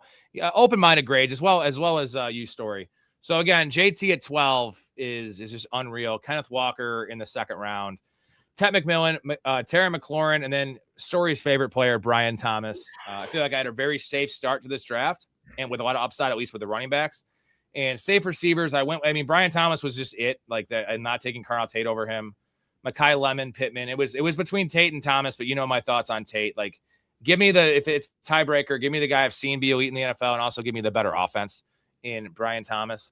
And then Joe Burrow, that was the pick that I think the first 5 I was in love with. I was pretty happy with the Joe Burrow pick. It was not a panic pick, but like Michael Pittman, I could have taken him. Price, not a Price guy. Jalen Warren, Pollard, those guys seemed not replacement level, not replaceable, but I felt like Joe Burrow. I wanted Drake May there for the scoring, but the chance that Joe Burrow goes nuclear this year is it's about him staying healthy, right? If he stays healthy, he probably will go nuclear. I mean, it's a possibility. I was waiting at tight end at this point anyway, because Tyler Warren got sniped for me. So I just said, fuck it. Let's wait at tight end until the very end. Let's take Joe Burrow. And it's a winner take all league. That was a winner take all pick. And then, so our issue right now is tight end. The starting 5 are really solid, regardless of what you think of Brian Thomas. He's a wide receiver 3. If he's boom bust, whatever. Other guys are solid. We have an issue at flex. It is Kyle Monangai currently in there, but it's not going to be him. It's going to be Jaden Reed, Shaheed, Algier. Combination of those guys, potentially Algier week 1. Even if Jeremiah Love is like still nursing that injury, I feel like it's a 50-50 split week 1. Not a great matchup against the Chargers, but Jaden Reed is probably the flex. Shaheed, Algier, Monangai, Chris Bell for the IR spots, and then I'll get somebody else. Cam Little, I reached on kicker a little bit just because I could tell they were going to start going off, and I have him as a very highly ranked kicker for me. And then Pacheco fell a lie. I know that Kareem Hunt might be back there, but Kareem Hunt's awful, and Pacheco is definitely better than Kareem Hunt. I mean, I know that the Chiefs didn't believe so, but isn't Pacheco injured too? Yeah, MCL. He was the last of the Mohicans. You see that Najee and Vidal went off before him. He was the last of the Mohicans. We had my boy TJ Hawkinson. It was kind of on brand pick. I want to put my money where my mouth is, and you guys know I'm going to do that. I also just want to hang out and hang out with my boy Hawk.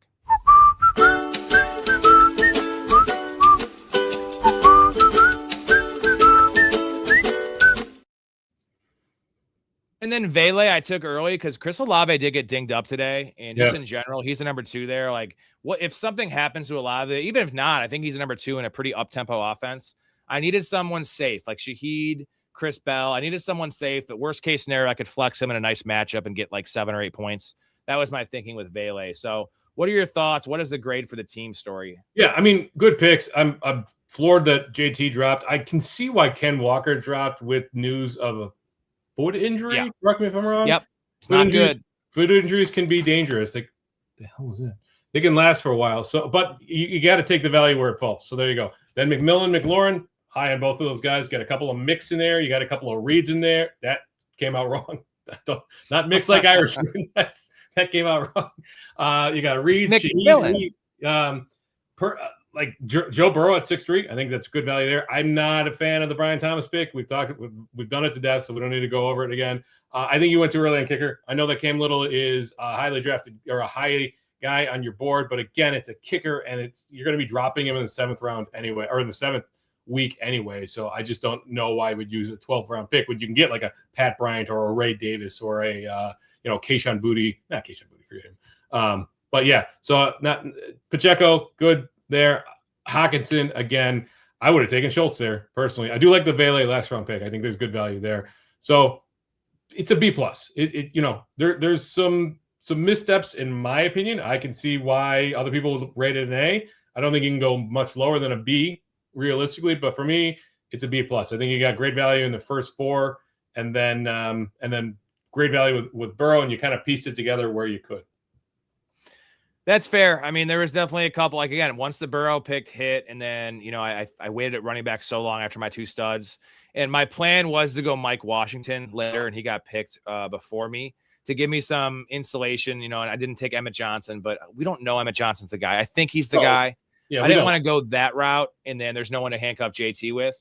I just feel like there's a lot of ways this team, it's hard to say that in a 14-man league. There's a lot of ways this team could win, or at least a few ways. The running backs stay healthy and smash. Joe Burrow has one of those all-time seasons. And I know you don't think it's a possibility, but Brian Thomas not regains the form of his rookie year, but becomes a top 18 option just based on this offense going nuclear. I didn't say it's not a possibility. It's certainly within the range of outcomes for Brian Thomas. He's still a great talent coming out of LSU. But again, it was a rookie season that was kind of dominated by volume and the fact that Mac Jones was his quarterback. So I think it's a higher likelihood that Parker Washington finishes top 24 than Brian Thomas finishes top 24 this year. I mean, he was picked like 20-something picks before him.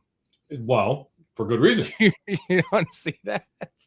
He better, man. He better, because he was picked a round and a half, over a round and a half. Probably too early for Parker Washington, realistically. Thank you. That's all I wanted to hear. Thank you.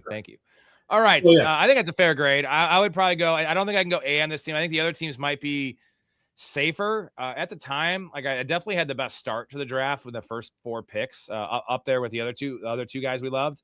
And then, the Thomas and Burrow pick and the Manon guy. The bench isn't great. I do like the Jaden Reed and Shaheed picks, though. Definitely Jaden Reed. I needed a floor play. I think he is the floor play. Not a sexy pick, but guy does score touchdowns. And, like, if Matthew Golden is not good, which there's a good chance he's not good, or Christian Watson gets hurt, God forbid, we don't want that to happen, Storey. Jaden Reed is going to be a major value here. And I wanted to go Concepcion or Addison. It was between those 3 guys, and of course they go off the board right after me. That makes a lot of sense. I just felt like the safer option was Jaden Reed, because Addison could be with a terrible Kyler, and Concepcion just is a potential terrible offense. Yeah. Probable terrible offense. It might not even be the offense. It sounds like it's strictly the quarterbacks there. Yeah, the start for Brian Thomas, the schedule is really rough. I'm not going to deny that. He could catch a deep ball or 2. I guess I'm forced to starting him. I'm not going to bench him. That's just it's going to be a bumpy road. We all know this, but there wasn't much. Carnell Tate's going to have a bumpy road because his quarterback sucks. You know what I mean? Like, and we've never seen him play. I definitely prefer Brian Thomas to Tate and Lemon. Like, I think Pittman could have been the option, but, like, can I live with myself if I took Pittman in this winner take all league against experts? Like, Pittman's upside is probably wide receiver 30, right? Like, could I live with myself if Brian Thomas goes off and I chose to take Michael fucking Pittman with Aaron Rodgers over Brian? You know what I mean? Like, I couldn't go down that road. I'm gonna go down swinging at this point with Brian Thomas. Who Hames? Let's see what you got, man. We got Chase Brown, Malik Neighbors.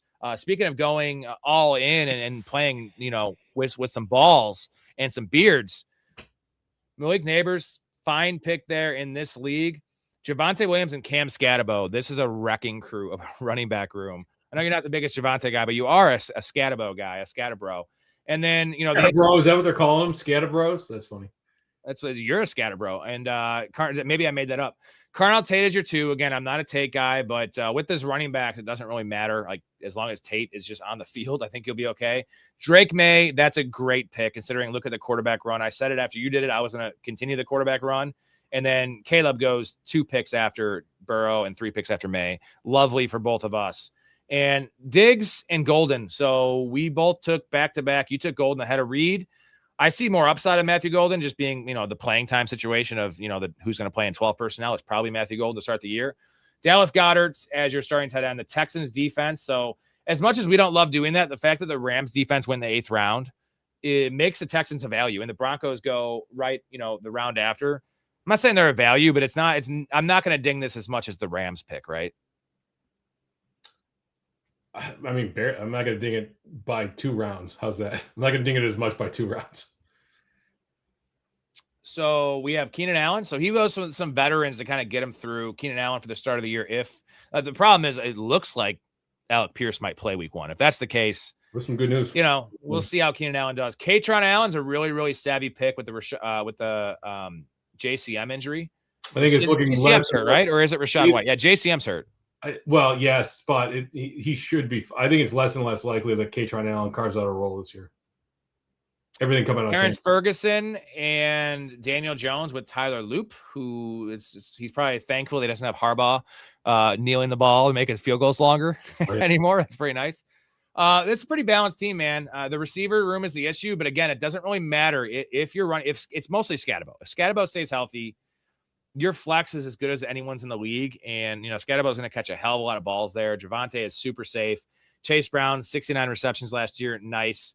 Malik Neighbors, this team hinges on Neighbors and Scatterbo. It's 2 giants, which is not ideal. So you got really great safe picks, Chase Brown, Javonte Williams, and then you got high upside volatility. Like if you stress test this roster, you play this season out 100 times.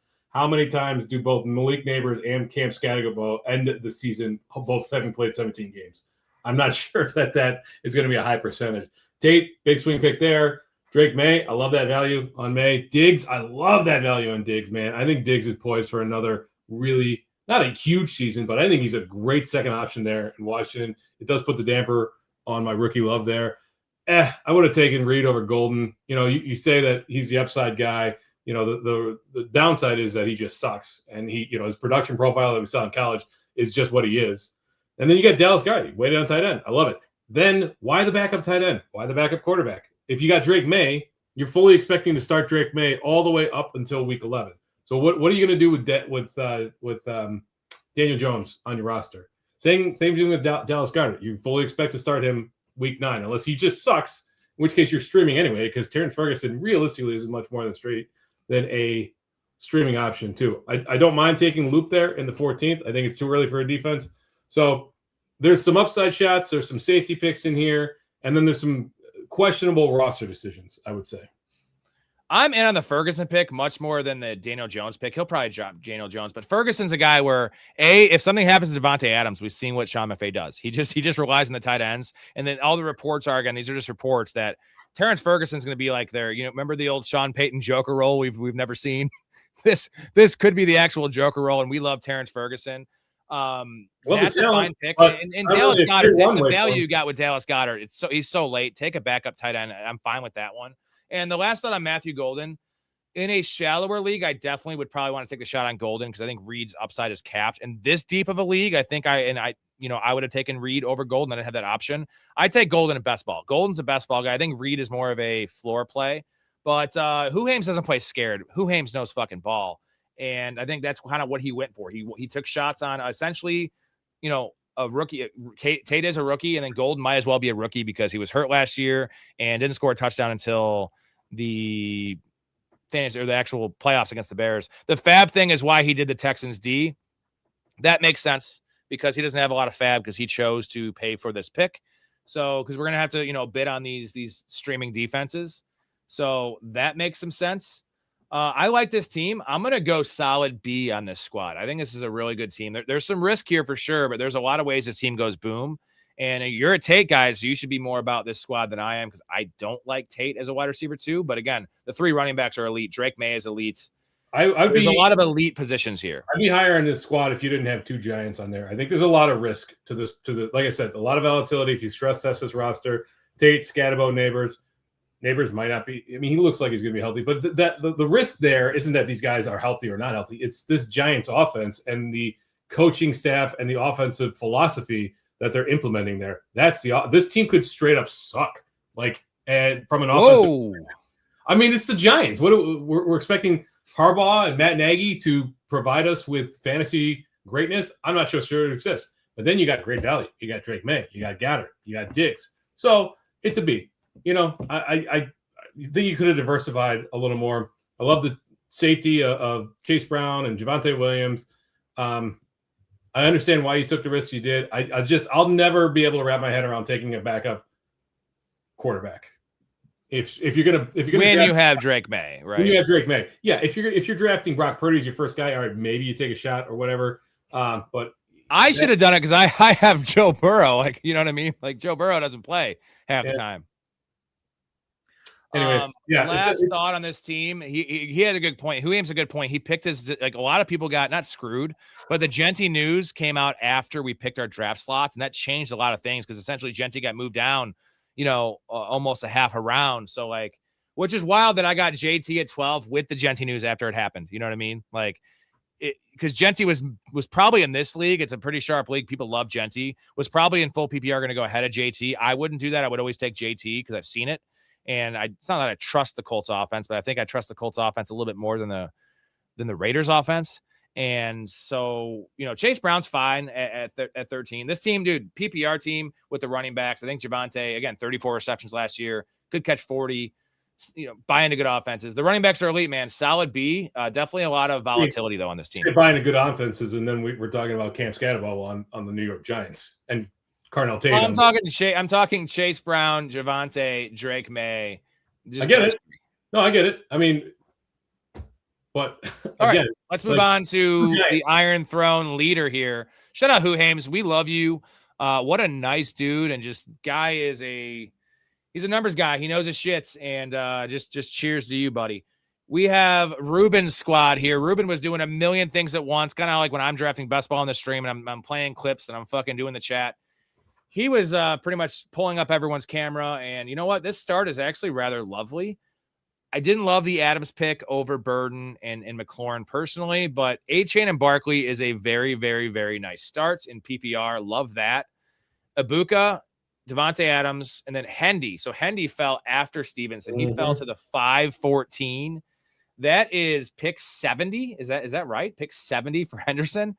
That's good stuff, man. It's risky for a flex to start the year, but Lemon and Sutton. So essentially Sutton's his wide receiver 3. With Ibuka, Adams, and Sutton. Dak Prescott seems like pretty good value based on, where the other quarterbacks went. I don't hate that. Ferguson was the guy I was going to take at tight end here after Jaden Reed. I would have liked that. Denzel Boston, Broncos, Fairbairn, Jaden Blue, Hunter Henry, and Damon Claiborne. So the running back room is scroll down again. Scroll down again, Lee. Oh, yeah. Okay. Claiborne, nice. Finally, no backup quarterback. Finally. I didn't take a backup quarterback. Okay, good. Perfect. Raise my grade, bitch. What did I say? B minus, B plus, B plus plus. There you go. Get yourself a smiley face. Yay. Good start. I mean, definitely a great start. It's always difficult picking on the ends, even more so when you're in a 14-team league. Achan, Barkley, nice start there. Egbuka, God, I hope he's healthy, man. If he's not healthy, you're in trouble because Adams, there is touchdown regression coming for him. I do like that pick. I'm not so sure I would have taken him over McLaurin there or Luther Burden or Parker Washington, to be frank. But Adams, it's an okay shot because of the Puka news. He could be suspended for a game. He could be injured. We're not sure. Henderson, I would have, I'd rather have Stevenson over Henderson. Henderson could win you your league if Stevenson gets hurt, but realistically, if they are playing, if they're going the way they're going into the season, I don't believe that Henderson will overtake Stevenson. I just don't believe that Henderson is going to become the lead back in that job. There's too many issues with pass. Do you hear what Vrabel said the other day. So they asked the reporters. Was he talking about Rossini? Was he talking about Rossini about No. her fucking underwear collection or something? Somebody specifically asked about Travion Henderson's pass blocking, and he's like, it's okay. And then he immediately pivoted to start talking about Stevenson's pass blocking. So, a team that's going to be not necessarily playing from behind, but certainly going to be in more competitive matchups, playing more competitive defenses. I'm not so sure that Henderson's going to see the field an awful lot. That said, who else are you going to take there? Price, there's risk to that profile. Warren is a full-time share. Same with Pollard, probably. Lemon, you're hoping for a second half there because this is going to be a ramp-up period just based on him missing a ton of camp. Sutton, I don't know. If Waddle becomes more fully ingrained in that offense, I'm not so sure how much there is to go around for Cortland Sutton. I know he's the touchdown guy right now. He's the red zone guy, but that seems like a pretty fragile profile. Prescott, Ferguson, fine. I'm sorry, go ahead. Do it? Nope. Anyway, yeah. So sorry, I got a little internet issue here. Okay. I'm back. We're good. I'm back. Okay. You hear me? Yeah, I can hear you. Yeah, so there you go. I give my thoughts on it. It's difficult drafting. I got to give this a little bit of a curve because you're drafting at the end there. It's always difficult to draft on the end. You got to reach for some guys. You got to take some value that falls to you, etc. I'm going to give this a very solid B. Yeah, it's a B. You got a couple of good potential upside backup guys in Jaden Blue and Demon Claiborne there as well. So B, maybe a B minus. I think a B minus. I got B minus, potentially C plus. I'm not a Lemon guy. So what are your thoughts on this for week 1? Because the uncertainty with Hendy, there's uncertainty with Lemon as well, the hammy, you know what I mean? So would you flex Lemon or Hendy? Hendy has a tough matchup against the Seahawks though. Probably Sutton, realistically. No, Sutton's his wide receiver 3. So the flex is Lemon or Hendy. I don't know. I'm not comfortable making that decision at this point. Let's see what Henderson's injury is. If he was fully healthy, yeah, give me Henderson week 1. He's not a rookie, but if he's limping coming into week 1, I don't know, man. That'd be tough not to play. I still don't know. Like playing even a highly drafted rookie in their first game in the NFL could be a recipe for disaster. Jonathan made another trade in Dynasty Story. It's a number he doesn't even know anymore. It's trade 11 or trade 12 since our draft finish in like June. That is crazy. What I think I saw you traded you got Bucky. You traded Bucky. It was some weird fucking thing. Another trade. Okay. What was the trade? Let's check out this trade. How do I get to there? It is. I got the trade. So it is Bucky Irving in our first round pick, which we traded, and Mendoza for Ibuka, Stroud, and a 2027 second. So you essentially traded a first round, but our 27 first rounder should be essentially a second rounder with the team we have. I'm glad it's going to good use. I'm glad it's good. If we couldn't use it, I'm glad it's going to good use. It's like one of our first rounder is going to get passed around like a fucking whore, dude. It's just everyone's going to have like an ex-girlfriend. Like, you know what? If we couldn't be together, I just hope that she's happy, right? If we can't have our first round pick, I hope that it goes to good use. I hope they pick somebody good. All right. I want to talk about some news items today. I don't have anything loaded up for graphics because I kind of threw this stream together last second. I was uncertain if we were streaming the draft, but let's see what we have. Christian Gonzalez is very upset about not getting paid. Eli Stowers is missing practice. He's going to be probably a redshirt year. Let's see. JJ McCarthy is splitting second team reps with Carson Wentz. This is some pretty bad news. There's better stuff below this. Mike Evans not practicing. Dude, Stribling's a little dinged up. Obviously, Ricky Pearsall's dead. This is insane, man. Give me the chances that Mike Evans suits up week 1. They're going to take it easy on him from here on out. I think it's a pretty solid week 1. I would put it at 90% at this point.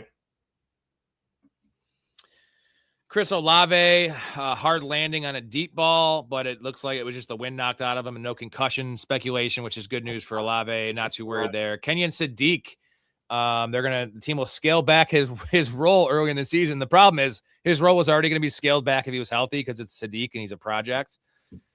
This is rough for Sadiq, man, in general. And we just traded for him in Dynasty, just not for this year. Obviously, we have Sam Laporta. But what are your prospects for Sadiq? Like, when could it happen? And what does that even mean? What does happen mean for Sadiq this year? I didn't see the recent report. What was the crux of it? Jets OC Frank Reich says the team will scale back Kenyon Sadiq's role early in the season. We'll have to work him in slowly. Sadiq has plenty of this. That was his quote. We'll have to work him in slowly. With that few weapons on it, scaling back their 15th overall draft pick, a highly drafted tight end. It's a lost season. I mean, Dynasty, sure, long-term outlook looks good. That kind of athlete doesn't just come and go without any noise, unless your name is Marvin Harrison Jr. But this year, unless you're in the deepest of leagues, I don't think you need to be paying attention to Sadiq at this point.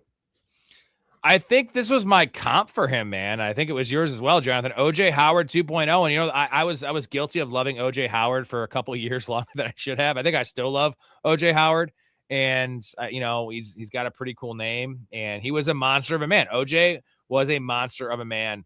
And it just never happened. It didn't happen. Like Eric Ebron had his ascension later in his career with the Colts. OJ Howard never had it. And that's a pretty good comp. According to retailers, the most popular Halloween mask this year is O.J. Simpson. And the most popular Halloween greeting is, "I'll kill you and that guy who's bringing over your glasses," or trait. You were a little low on Sadiq as a prospect as well, right? Yeah, I had him below Stowers. That looks like it might have been a mistake anyway, because Stowers is buried on that depth chart. So it looks like both of the first round tight ends in this year's draft are going to be projects. Look at this one. You just like the name OJ. 3 knife emojis. Michael, what's going on, Michael? Shout out Michael. He is a Patreon supporter, one of the newer guys we have. I want to give him a shout out as well as all the other Patreon supporters on here. Thank you guys. Appreciate you. You guys are all goated. Anyone that's interested, real quick before we get on to the next topic, we do have a promo going, 50% off the first month. If you like what you see, if you like this community, that is the best part. All the co-hosts, also fans come on the show quite a bit. Come on the show and just yap it up with us, man. We could talk about OJ Howard, OJ Simpson, whatever the hell you want. Use the promo code PRO to get 50% off your first month. It's $5 a month to get in the Discord to actually join the community. $2.50 for the first month. Why wouldn't you try it out? And you just get the information and then just quit. Just back out. I can't stop you. So don't do that, but I'm just going to say that there's a chance you can do that. Download everything. Kenneth Walker. Kenneth Walker. I just took Kenneth Walker. You can see it right here at pick 17. I feel like that's fair. And we for reference, Ashton Genty went at the 208. So, you know, we're more concerned about Genty, or are we not? I mean, the Walker thing, it's just we don't know anything with Walker. We don't know a lot with Genty. We just know like it appeared to be a major injury, a major ankle injury, and then now they're like walking it back. But real quick, the Genty report. Raiders coach Clint Kubiak said Ashton Genty's ankle is on the mend and he's not going to get into injuries. So he essentially said he pleaded the fifth on this. So one. We still don't know if it's a low ankle sprain or a high ankle sprain. I heard rumors it was low, but either way, it happened so much later. I know Love was a high ankle sprain, but like that almost like washes it, right? Like the severity of the ankle injury because the timeline. Yeah. Let's talk about Kenneth Walker though. So it's a foot injury. We don't really have any details on the foot injury. We don't want to hear foot injury. It's not great. And if he's gone for a while, then so he's not participating. Kenneth Walker is not participating in practice on Tuesday. This probably isn't major cause for concern. If you ever drafted Kenneth Walker before, yeah, that's what happens. Also, like if this could be very minor and they're just being precautious because like the running back depth, as much as we love Emmett Johnson, like, and I love Emmett Johnson, you know, I'm the biggest Emmett Johnson dude coming out of the draft. Running back 2, I believe had him at. Hell yeah, Emmett Johnson. Still kind of a little bit more of a project and just he's not Kenneth Walker. So what do you think about this? Are you concerned? Give me your panic meter on 1 to 10. What is it? I'm not going to overreact just yet. I'm probably at a 2, I would say. You know, it is worth remembering, however, that Walker was fully expected to handle a lion's share of the workload in Seattle last year until a very similar injury opened up the door for Zach Charbonnet to work his way in there, and this turned into a true timeshare. But I don't think that the Chiefs expect a timeshare in Kansas City, so they're going to be cautious with him. I know that you are a fan of Emmett Johnson. I think it would be a full-blown committee behind him, similar to what we've seen in the last couple of years. The nice thing is all those guys are basically free, but the problem is trying to figure out which one to start on a week-to-week basis is not. Hopefully, it never comes to that. Walker does seem a little fragile, but I think they're going to be cautious. I wouldn't panic yet. Let's see how the rest of the reports go. It was one day so far. Michael, this is a 14-man league. This is the Thrones League. This is a legit-ass league with a bunch of geniuses and all content creators and guys have been in the industry for years and years and years, and me. So I'm throwing myself in that ring, but you know what? Shout out to Ruben for choosing me. So, yeah, the league looks a little wonky because it's 14-man, and 14-man is just like 14 is a lot different than, you have 10, 12, and 14. I feel like the difference between 12 and 14 is greater than 10 and 12, if that makes sense. It just stretches it out that much thinner for the onesies.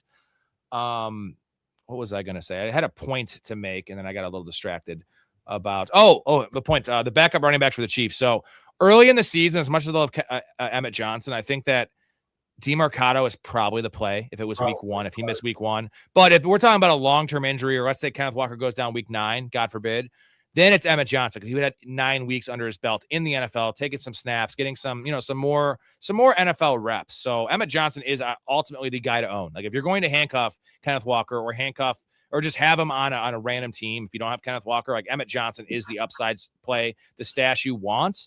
Maybe. But early season, like we don't know. I would bet on that. You'd rather have him though than DeMarcado, because what the hell is DeMarcado? I mean, I would bet it's a full-blown committee between DeMarcado, Emmett Johnson, and Brashard Smith. Realistically, I'm not sure if the fifth guy in the roster at this point. The cuts. When did 53-man cuts happen? Saturday. You're the guy that knows those kind of things. I think it's Saturday. In any event, I'm not sure I'm touching the rest of that backfield with a 10-foot pole. Should the worst happen, let's not panic yet. No, it's just there's not a lot of information, and I just think I'm a little more worried about Genty. But the Genty report's funny from Kubiak saying he's on the mend. He's not going to get an injury. The question is, how is Genty doing? What is the injury? And he's just saying, 5th. I'm pleading the 5th. Come on. That's fine. Just give us something. Coach, come on, man. This is fantasy draft season, man. We need to know information. And right now it's a potential lottery pick. Like Genty right here, if he plays week 1, now he wouldn't be probably fully healthy. And it's definitely a risk of him getting another injury, and it doesn't have to be the same injury, right? We see these guys have injuries to the other leg, but like this is the value of values. Like as much as I like my Kenneth Walker pick there, which I don't think he really felt because of the injury, because it's kind of where he was going to go anyway. The Genty pick is we all had Genty as a first round pick. So like this is the value here, but there's definitely more risk, and mostly because you don't want to start the year with a guy missing a game or two. And also just like I said, the comeback, whenever he does come back, maybe he doesn't get a full workload. Maybe Mike Washington proves something in his absence that makes this more of a 70-30. When the beauty of Ashton Genty was 80%, right? That magical number that we saw with Saquon and some of the other guys in the past. 80%, no matter what offense you're on, it's going to be a top 6 running back. Yeah, I do think that this could. I mean, this is a Kubiak, and they, in particular, this one, have been known to utilize a committee. Most recently, as winning the Super Bowl last year. So Genty is still a far better talent than Mike Washington in general, but it could kind of force their hand a little bit, and we might see a little bit more of a committee than we would. Maybe it dips down to like 75% as opposed to 80%. But if he's healthy, it's still Genty's backfield. TreVeyon Henderson did not practice Tuesday, lower body injury. You talked about the quote of his pass blocking that was also a pretty much a plead in the 5th, right? Is that what it was? It was. He just didn't want to acknowledge it. Full misdirection, where the reporter asked specifically about Henderson's pass blocking, and Vrabel, like Harry Houdini, he did some magic and he started talking about Stevenson's pass blocking. So, yeah, but they are doing testing on his ankle, I believe, or did testing on his ankle today, something like that. Yeah, it's a double whammy of just like, this is Stevenson's job. And you saw this is a very sharp draft. As much as we wanted to poke holes in some of the weird picks of defenses and second, this is a sharp room. This is all experts. And we just saw Stevenson go ahead of Henderson. That is probably how it should be drafted. I mean, this is obviously a deep league. In a 10-man league, I definitely want Hendy over Stevenson because we're shooting for the moon, right? We don't want just a guy. We don't want running back 20 in that situation, right? I don't care either way. Like, what am I going to – it's a dead asset on my roster, realistically. I mean, I can't believe that you're more in on Henderson than I am. I mean, what are we – No, I don't know. What are you going to do with Here's what I'm saying. No, I'm telling you this is what I'm saying. In a 10-man league, if there's no – let's take Henderson out of the picture. Well, let's take Henderson out of the situation. It's going to be our running back 4 probably in a 10-man league. If there's no Henderson, where do you think the weekly rank of Stevenson is at? Like running back what? Running back 18, running back 16, running back 14? Running back 18, yeah. Okay, if there's no Stevenson, where is the weekly running back rank for Hendy? 12. That's the point. Thank you. You see what I'm saying? Like, but that's the upside. Now you're banking on an injury, though. Because what are you going to do with Henderson on your roster? In a 10-man league, we're not starting either of these fucking clowns. Okay. You know what I mean?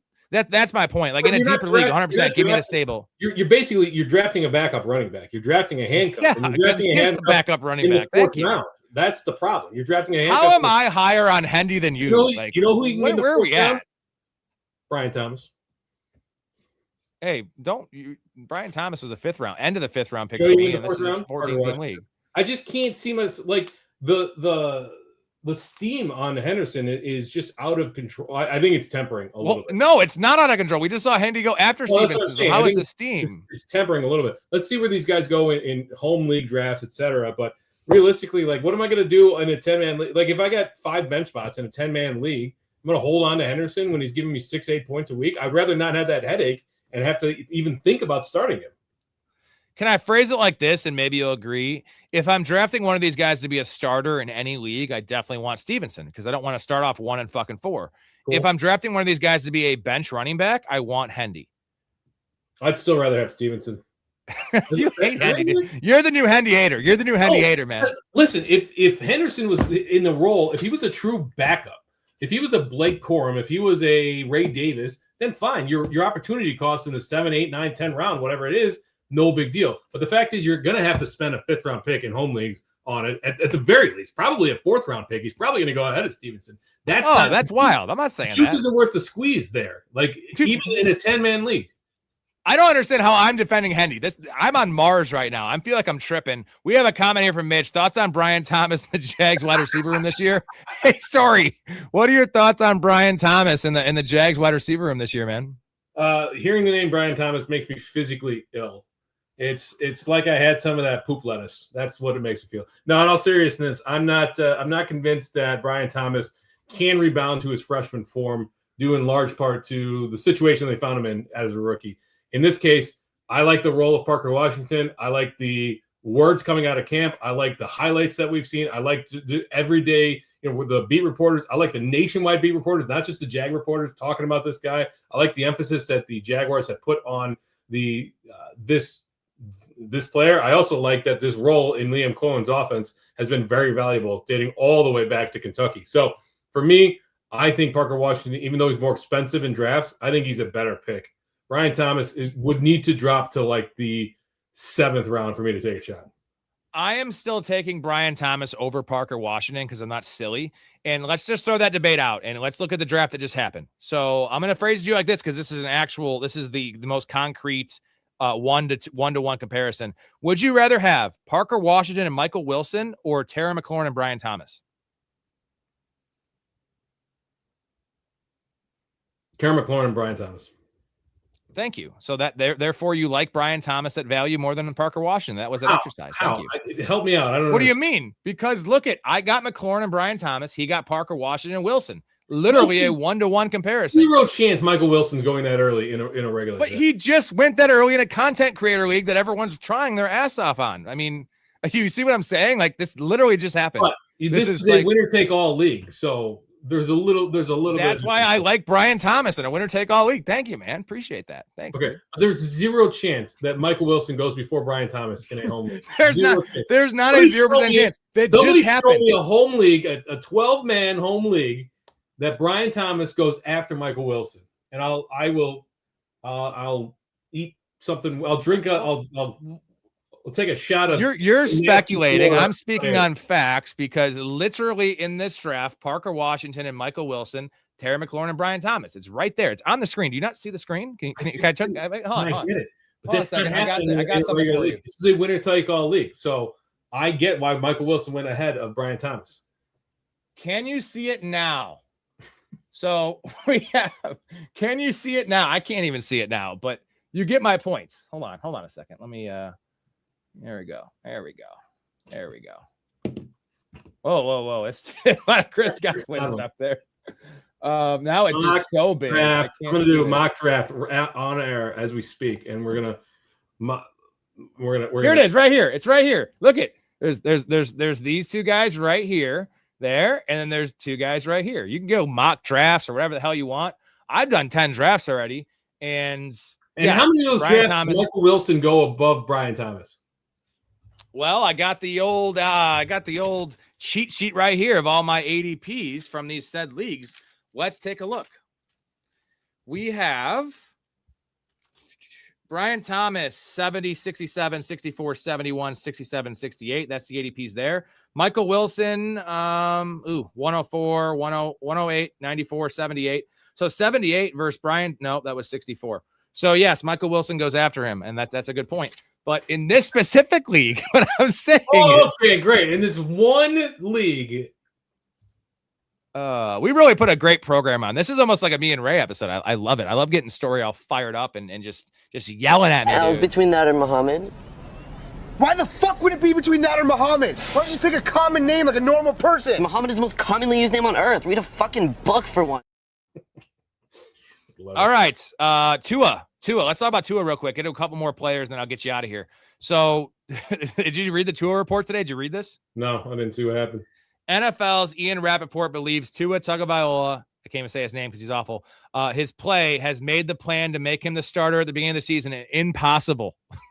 It's like, wait, say that again? I might have misheard. So, Ian Rappaport believes Tua's play has made the plan to make him the starter at the beginning of the season impossible. So, like, that was the plan all along because I didn't want to rush back Penix. And, like, I always made the point that if you start Penix and you bench him, he's done with. He's done with. That's why they're starting Kyler over JJ McCarthy. You keep the younger guy, especially off an ACL injury, on the back burner, and you can just go to him later. But if they're going to rush Penix back, that just shows how bad Tua is and how bad we've all thought he's been for a while. This is insane. Like, didn't Penix just start practicing? Like, what are they going to do? Like, put a cast on it or put a brace on him and say, "Go get out there"? Like, take your lumps. This is your fault, Atlanta. This is your fault for signing Tua. It's messy, bro. And I'm just saying, like, this report is so damning for Tua. Like, we all know the mobility stuff, the arm strength stuff, but apparently he's like struggling with the playbook and hitting like slant patterns and shit. So he doesn't have H in this team anymore. He has Bijan. And we always love Tua for Bijan, for the PPR stuff, and then also for Kyle Pitts. And like Drake London is definitely better with Penix and potentially like Zach Branch. His offense is better with Penix, but he's inconsistent. Tua's done. Like, so maybe this is just smoke, though. I think they should still start Tua to start the year. Essentially, what this report's saying is that they just can't. What they're seeing is like, no, I can't. It's like a girl that's like, okay, she's not attractive, she's obnoxious, and then she smells. Like, I just can't do it. I'm just out. That's Tua right now. So, what do you see in this report? I mean, would you bank that Penix starts week 1? Like, why would they play an injured Penix? So, how does this make you feel about Drake London and Kyle Pitts and Bijan Robinson? Bijan's probably safe because of the workload, but can we realistically expect Drake London to produce? Maybe it's just a volume thing, right? Got a 35% target share because who else is there to catch passes? But I think this makes me a little more trepidatious on Drake London. Well, no, it's good for Drake London, though, because Penix is good for Drake London. I still think it's Tua week 1, man. Like, what's good for is a half mobile Michael Penix good for Drake London? A guy who can't plant? Like, that's a good call. Yeah, that's a good call. So it's bad all around, I guess, what we're saying. And it doesn't affect Bijan because he's getting a million carries, but like the touchdowns have been an issue for Bijan. That's been his one Achilles heel because Algier was taking touchdowns and this offense hasn't exactly been great. But if this is the case, this Falcons offense, like, we want nothing to do with Penix and like in super flex or anything like that. Like, fuck that. Like, this is a rough situation all around. And then the Falcons, this is a bad division in terms of the NFC South, but it's also a deep division. You know what I mean? Like, the team that has the lowest win total this year for Vegas is the Panthers, who just won the division. We have an upstart Saints team, and then the favorites in our mind is the Buccaneers. So it's like this team could get buried early, dude. And it's crazy to say that when an 8 wins this division most times, but they could get buried. I mean, at the same time, like if they end up going 1-3 to start the season, 2-6, etc., and they like, at what point do they say, all right, well, now we're shutting down Penix, right? He might not be fully back from that ACL. It's a different leg, but whatever. I think we have to be concerned about that as well. I want to show you this team this was my least favorite team. This was my least favorite team on Fantrax. I had the 12th pick here. Look where I got Carnell Tate, and this is why I don't love the team. But I think you might like it more than I do because I got Carnell Tate at pick 7-12. Whoa. I mean, you believe that? Whoa. Nice value on Tyler Warren, too. Yeah. So this is your least favorite team? I mean, you got Lamb and Flowers and Carnell Tate and Quentin Johnston. And then this was the lowest graded. This was the lowest graded team I've had of my 7 or 8 I've done on stream. Who graded? I have some bangers. The whole community. I graded it. We all graded. This is the one that we didn't like. Why? In this draft, this was last.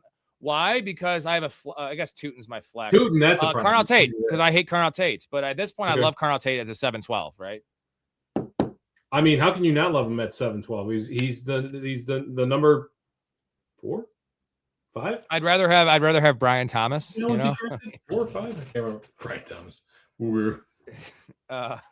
Alec Pierce. Alec Pierce is also on this team. Algier's in this team. Yeah. We got I guess this is a squad. Yeah, there you go. High upside guys there.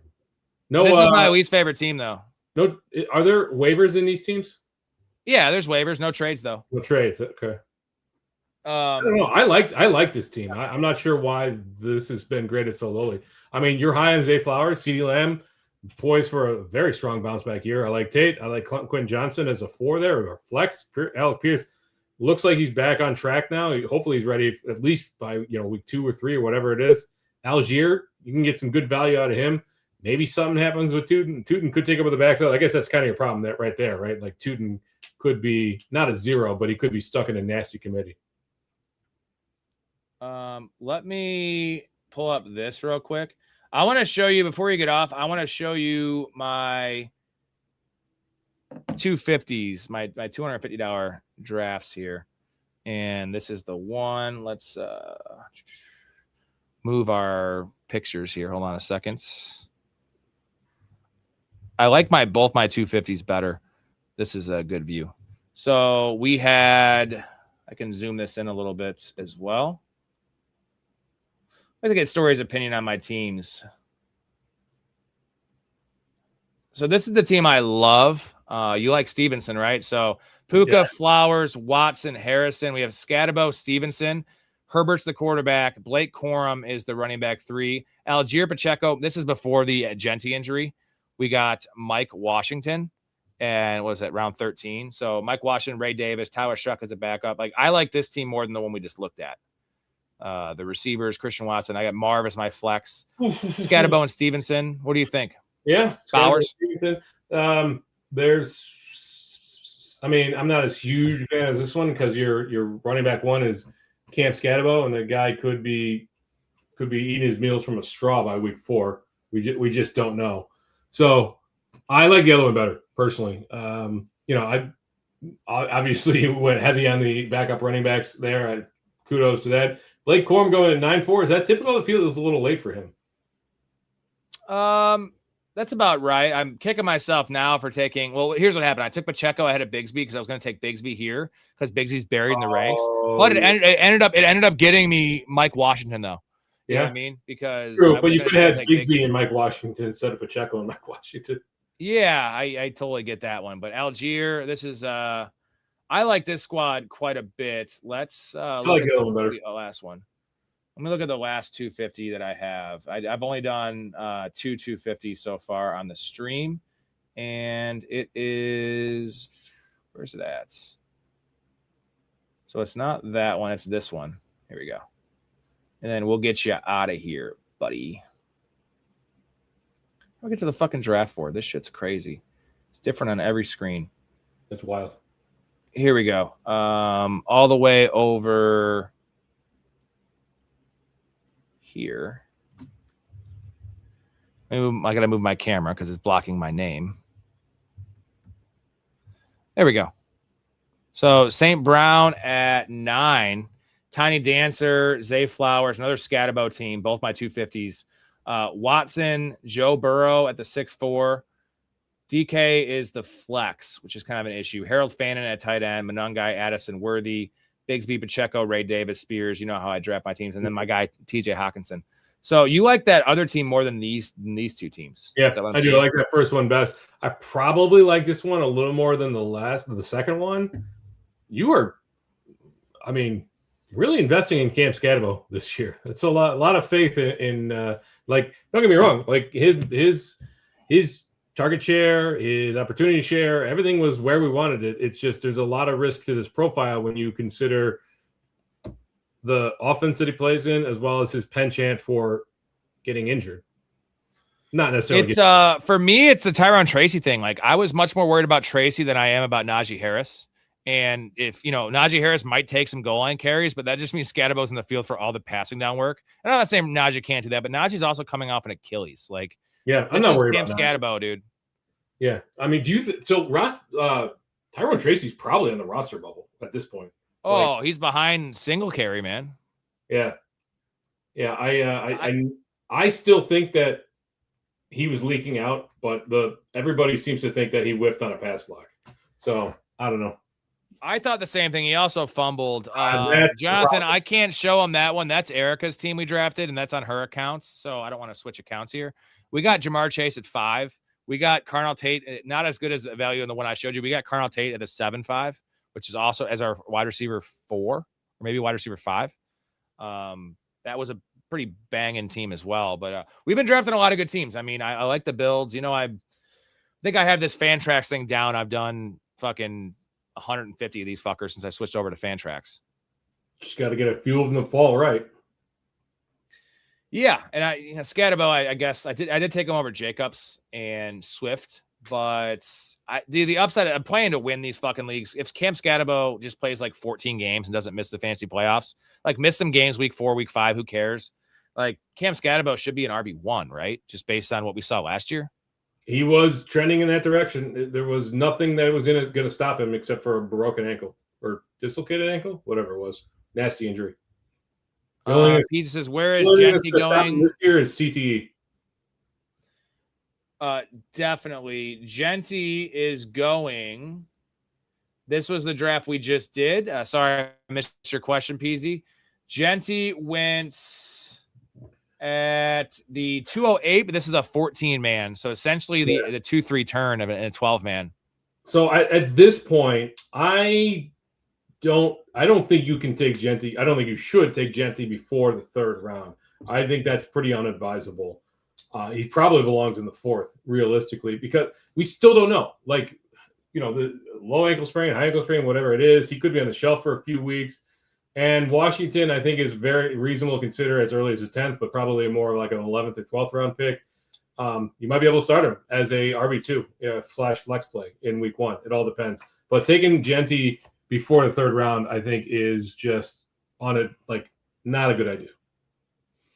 Jonathan, what's the college question? Let's get Storey out on that one. What is the college question that you want to ask Mr. Storey? Yeah, in that draft, when we were with Erica, Zay Flowers went at the 104, which is why we got Jamar Chase at 5. We also took Genty in the 2nd round there because we got value on Chase. I figured we have Chase at 5. If Genty misses 2 games, we didn't want to play scared there. I feel like getting value on Chase. We backed it up pretty nicely. I forget exactly the team, but JSN or it's above the Genty one. Let me get to that. Zay Flowers go at 104. Oh, here you go. It might have been an auto draft, but I don't know why it would be an auto draft. Maybe he had his Q set. Storey, your opinion on NFL players going back to college? Maybe that Arizona State championship team can come back for you. There you go. There you go. Awesome. Yeah. Rashad White, go back to college. I don't know how to feel about this just quite yet. I know that everyone is vehemently against it, except for the teams that are actually signing these players. Lane Kiffin, I hate Lane Kiffin personally. Surprise, surprise. But this particular situation is odd. This is not going to be an issue in a few years. This particular situation is wrapped up with the 2022 recruiting class and how they kind of got screwed over by the NCAA a little bit, just based on it was still a remnant from COVID. And this was before. So basically, these guys had to make a decision on whether or not they wanted to enter the draft after their fourth year of eligibility. And then those who did, the NCAA came out afterwards and said, oh, wait, we're changing it so you can get a fifth year of eligibility. There's a lot more to it than that. I'm simplifying it very much. So this particular group kind of got screwed a little bit. So I kind of see it here. I don't think that it's going, because if you're good enough to come out after your third or fourth year realistically, and you're going to come out. If not, you're going to stick around for your fifth year of eligibility anyway. So it's a big thing now. And in fact, Congress is talking about it, but whatever. So, but it seems like it feels like a non-issue come 2028, realistically. So I don't know quite how to feel about it right now. Like I said, these guys kind of got screwed at the same time. You did make your decision. You were on an NFL roster. Daquan Wright's going to be 24 this year, I think. So that's my long and short of it. Last question here from PZ, JSN or JT in PPR? JSN. I love JT, but yeah, I think JSN. I know you don't change a lot of stuff for half PPR. I would take JT over JSN in half PPR, definitely in standard. I like the running backs when it's not full PPR, but in full PPR, you go with the wide receiver. And look at this draft. We had JSN win at the seventh overall. JT went at 12. In reality, you have JT over Cook, right? Yes, it's close. Same, but I do have JT over Cook. JT should have gone at the 108 in this draft. You know, I get CeeDee Lamb, and that worked out pretty well for Emo Cowboy.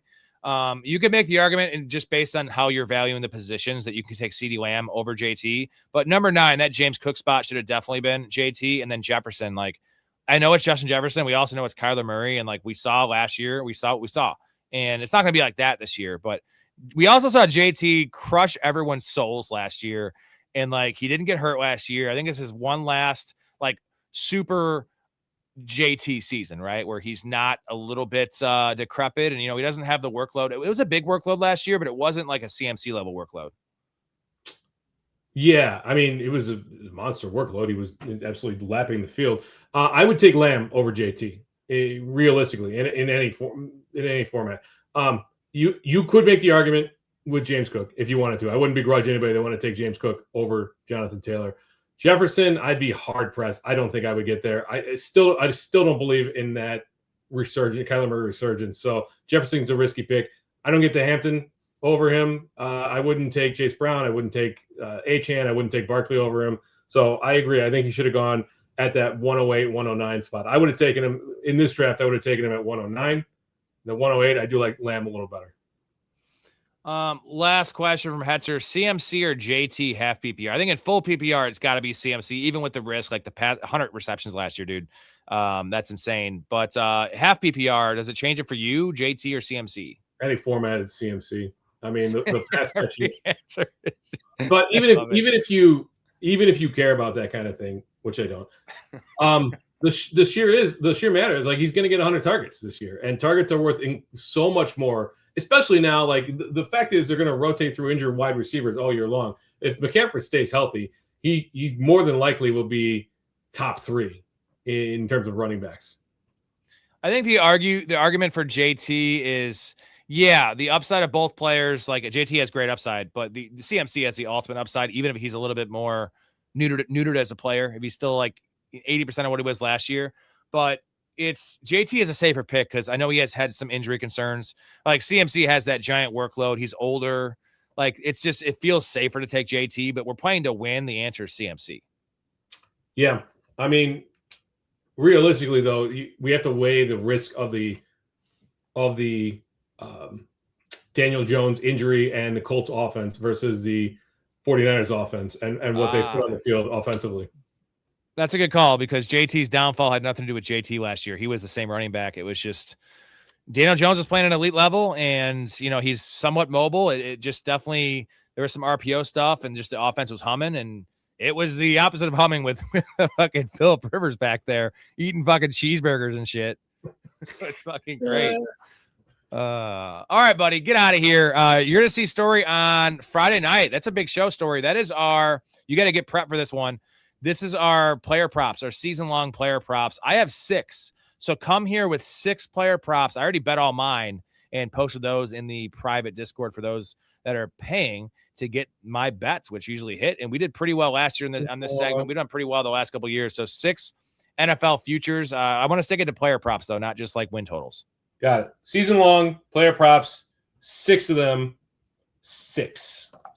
Are you going to? And then also, if you could, just give the site, right? If it's Bet MGM or no, I always do that as well. Not a problem. Are you going to double down on Cam Ward's passing yards this year?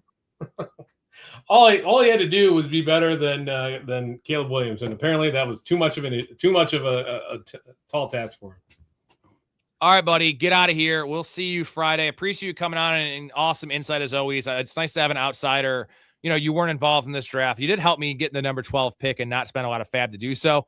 That worked out amazing. I'm pretty happy with this team, man. I know we didn't grade it as the best team. I think there's an argument to be had that it is the best, but it's definitely not close to the worst, right? It's definitely top half and potentially top 3. Yeah. No, I think that top quarter, top quartile, quarter, whatever the statistic is. Yeah, it's there. I mean, listen, drafts, leagues are not won or lost. They could be lost at the draft. They're not won at the draft. There's a lot of work to do, especially with a short bench and a deep roster, or a deep league. But this is as good of a start as you could realistically hope for. I told everyone, I didn't talk a lot of shit in my confessional. A lot of guys came with some smoke, and that's part of what Ruben wants. And, I'm confident, but I've played, these old heads in here. I promise you, Storey, the truth because you've seen that I'm a degen. I've almost bet $1 million on my accounts. If you go back to my bookie days, I've played almost 500 redrafts. Like that is 10 lifetimes of fantasy football. Like nobody was more prepared for this draft than me, just based on sheer experience, even the old heads. Cause I think sometimes they're stuck in their old ways of taking fucking defenses in the 8th round, which is insane to me. Hey man, I mean, even guys that have been playing this game for 2 decades plus, sometimes they get stuck in their ways and they feel strongly about a position. Sometimes it's panic picks. Sometimes it's auto drafting. Sometimes you set a queue and you forget about it. Those kinds of things. I mean, we all make mistakes in drafts, but I think roster construction is as important as picking the right players. Realistically, in fact, it's probably more. Yeah. And what's kind of concerning here is, the old heads should be fine, should be good at roster construction. There's a lot of best ball guys in here. They should also be good in construction because that is the biggest point to best ball, right? I know it's different construction, different formula, but that's what they're hanging their hat on. And hopefully someone else did a stream and they can send it to me about them picking apart my team because I think we did it pretty fairly. And I don't think there's a lot for them to be like, this guy's an idiot. This guy made this dumb pick. Maybe the Monungai pick. You didn't like the Brian Thomas pick. That's a player take thing, not like a structural issue, right? Not a structural thing. That's why when I'm grading these, I'm gonna harp on people for drafting backup. If you draft Joe Burrow in the 6th round, I'm gonna harp on you for drafting a backup quarterback. If you've got a short bench, deep bench, sure, whatever, I get that. But these are the kinds of mistakes because what you're giving up when you take a 12th, 13th, 14th round pick. Yeah, more than likely it is a pick that is going to be shot to the waiver wire. It's unlikely that will become anything, and the opportunity cost isn't that great. But you are giving up one more chance at the golden goose if you give up the opportunity to draft a Cyrus Allen or more so those backup running backs, right? If somebody gets hurt between now and the start of the season or after week 1 or whatever it is, you have the more bites at the apple you have, the more you're likely it is that you're going to hit on those big ones. I'm throwing a lot of metaphors in there, but that's the crux of the argument. Well, the bottom line is I might have gone too aggressive on that because I took Joe Burrow, who misses a lot of time, but I feel like this is a competitive league, a 14-teamer. If Burrow goes down, I'm not saying my team's cooked, but I want to give my team the best shot to have the best ultimate lineup. And then I literally went and I finished this draft with 1 tight end, and it's fucking TJ Hawkinson. I mean, I'm sticking to my convictions here, but like, what's the difference between taking Hawkinson and taking Hunter Henry and having 2 guys? Like, I'll just pick up whatever bum is on the wire and I'll stream the fucking position. You know what I mean? Because whoever I'm drafting there is the same fucking thing.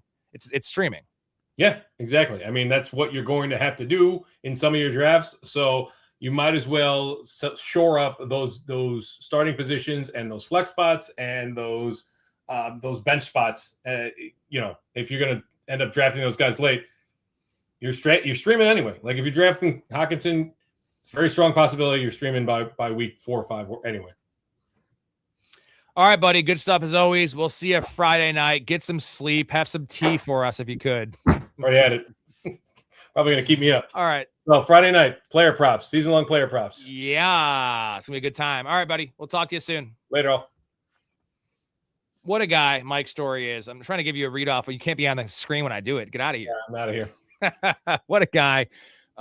Some very spirited discussions, which I like. We don't always like to agree because that's pretty boring. We also don't like to always yell at each other. So always amazing. Storey's the GOAT. Makes me seem a lot better than I actually am. All right, we're out of here as well. I do want to give a shout out to Mouth and kind of make an announcement. You guys have heard this before, but Downtown Sports, go over there and sub to the channel on YouTube. Just search Downtown Sports. September 1st, I'm going on his program along with Mouth and Beast, John and John. And we have a special guest coming on. They have a special guest. Iron Eagle. You might have heard of him. That's the NFL preview show. That's not just NFL preview. That's fantasy preview. So you're going to want to check out this on Downtown Sports. September 1st. Yours truly is going to be on with Iron Eagle. Can't wait for that. It's going to be amazing, amazing stuff. So definitely check that out. Also, one last shout out to all of the Patreon, all of the community members. These guys are all OGs. We just made that cutoff. Doesn't mean you can't join because you're not losing too much stuff. You're just not grandfathered in like these guys are.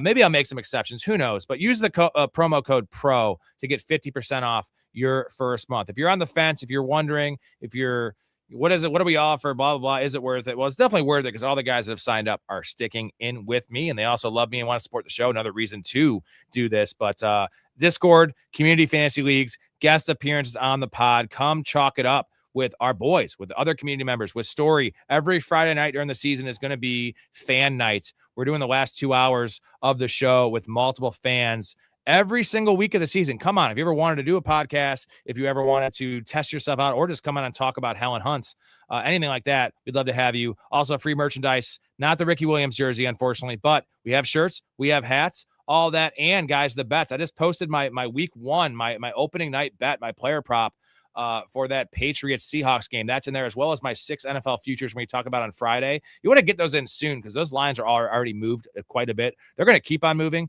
but 96 and 58 last year, 4-year sample of just dominating the books, all minus 120 or better. So minus 110 typically on these player props. We're printing money over here. So you will make much more than what you're giving to this program, which is a win-win. You support a program and you win money. Let's get it. Thank you for the supers. Jonathan, Mouth, Keith dropped some. Let's see. Anyone else I'm missing? Nope. Just those big dogs. $10 holler from Jonathan. Appreciate that. Or sorry, from Keith. A lot of $2 bangers from Jonathan. Shout out Jonathan. He came on the show 2 days ago.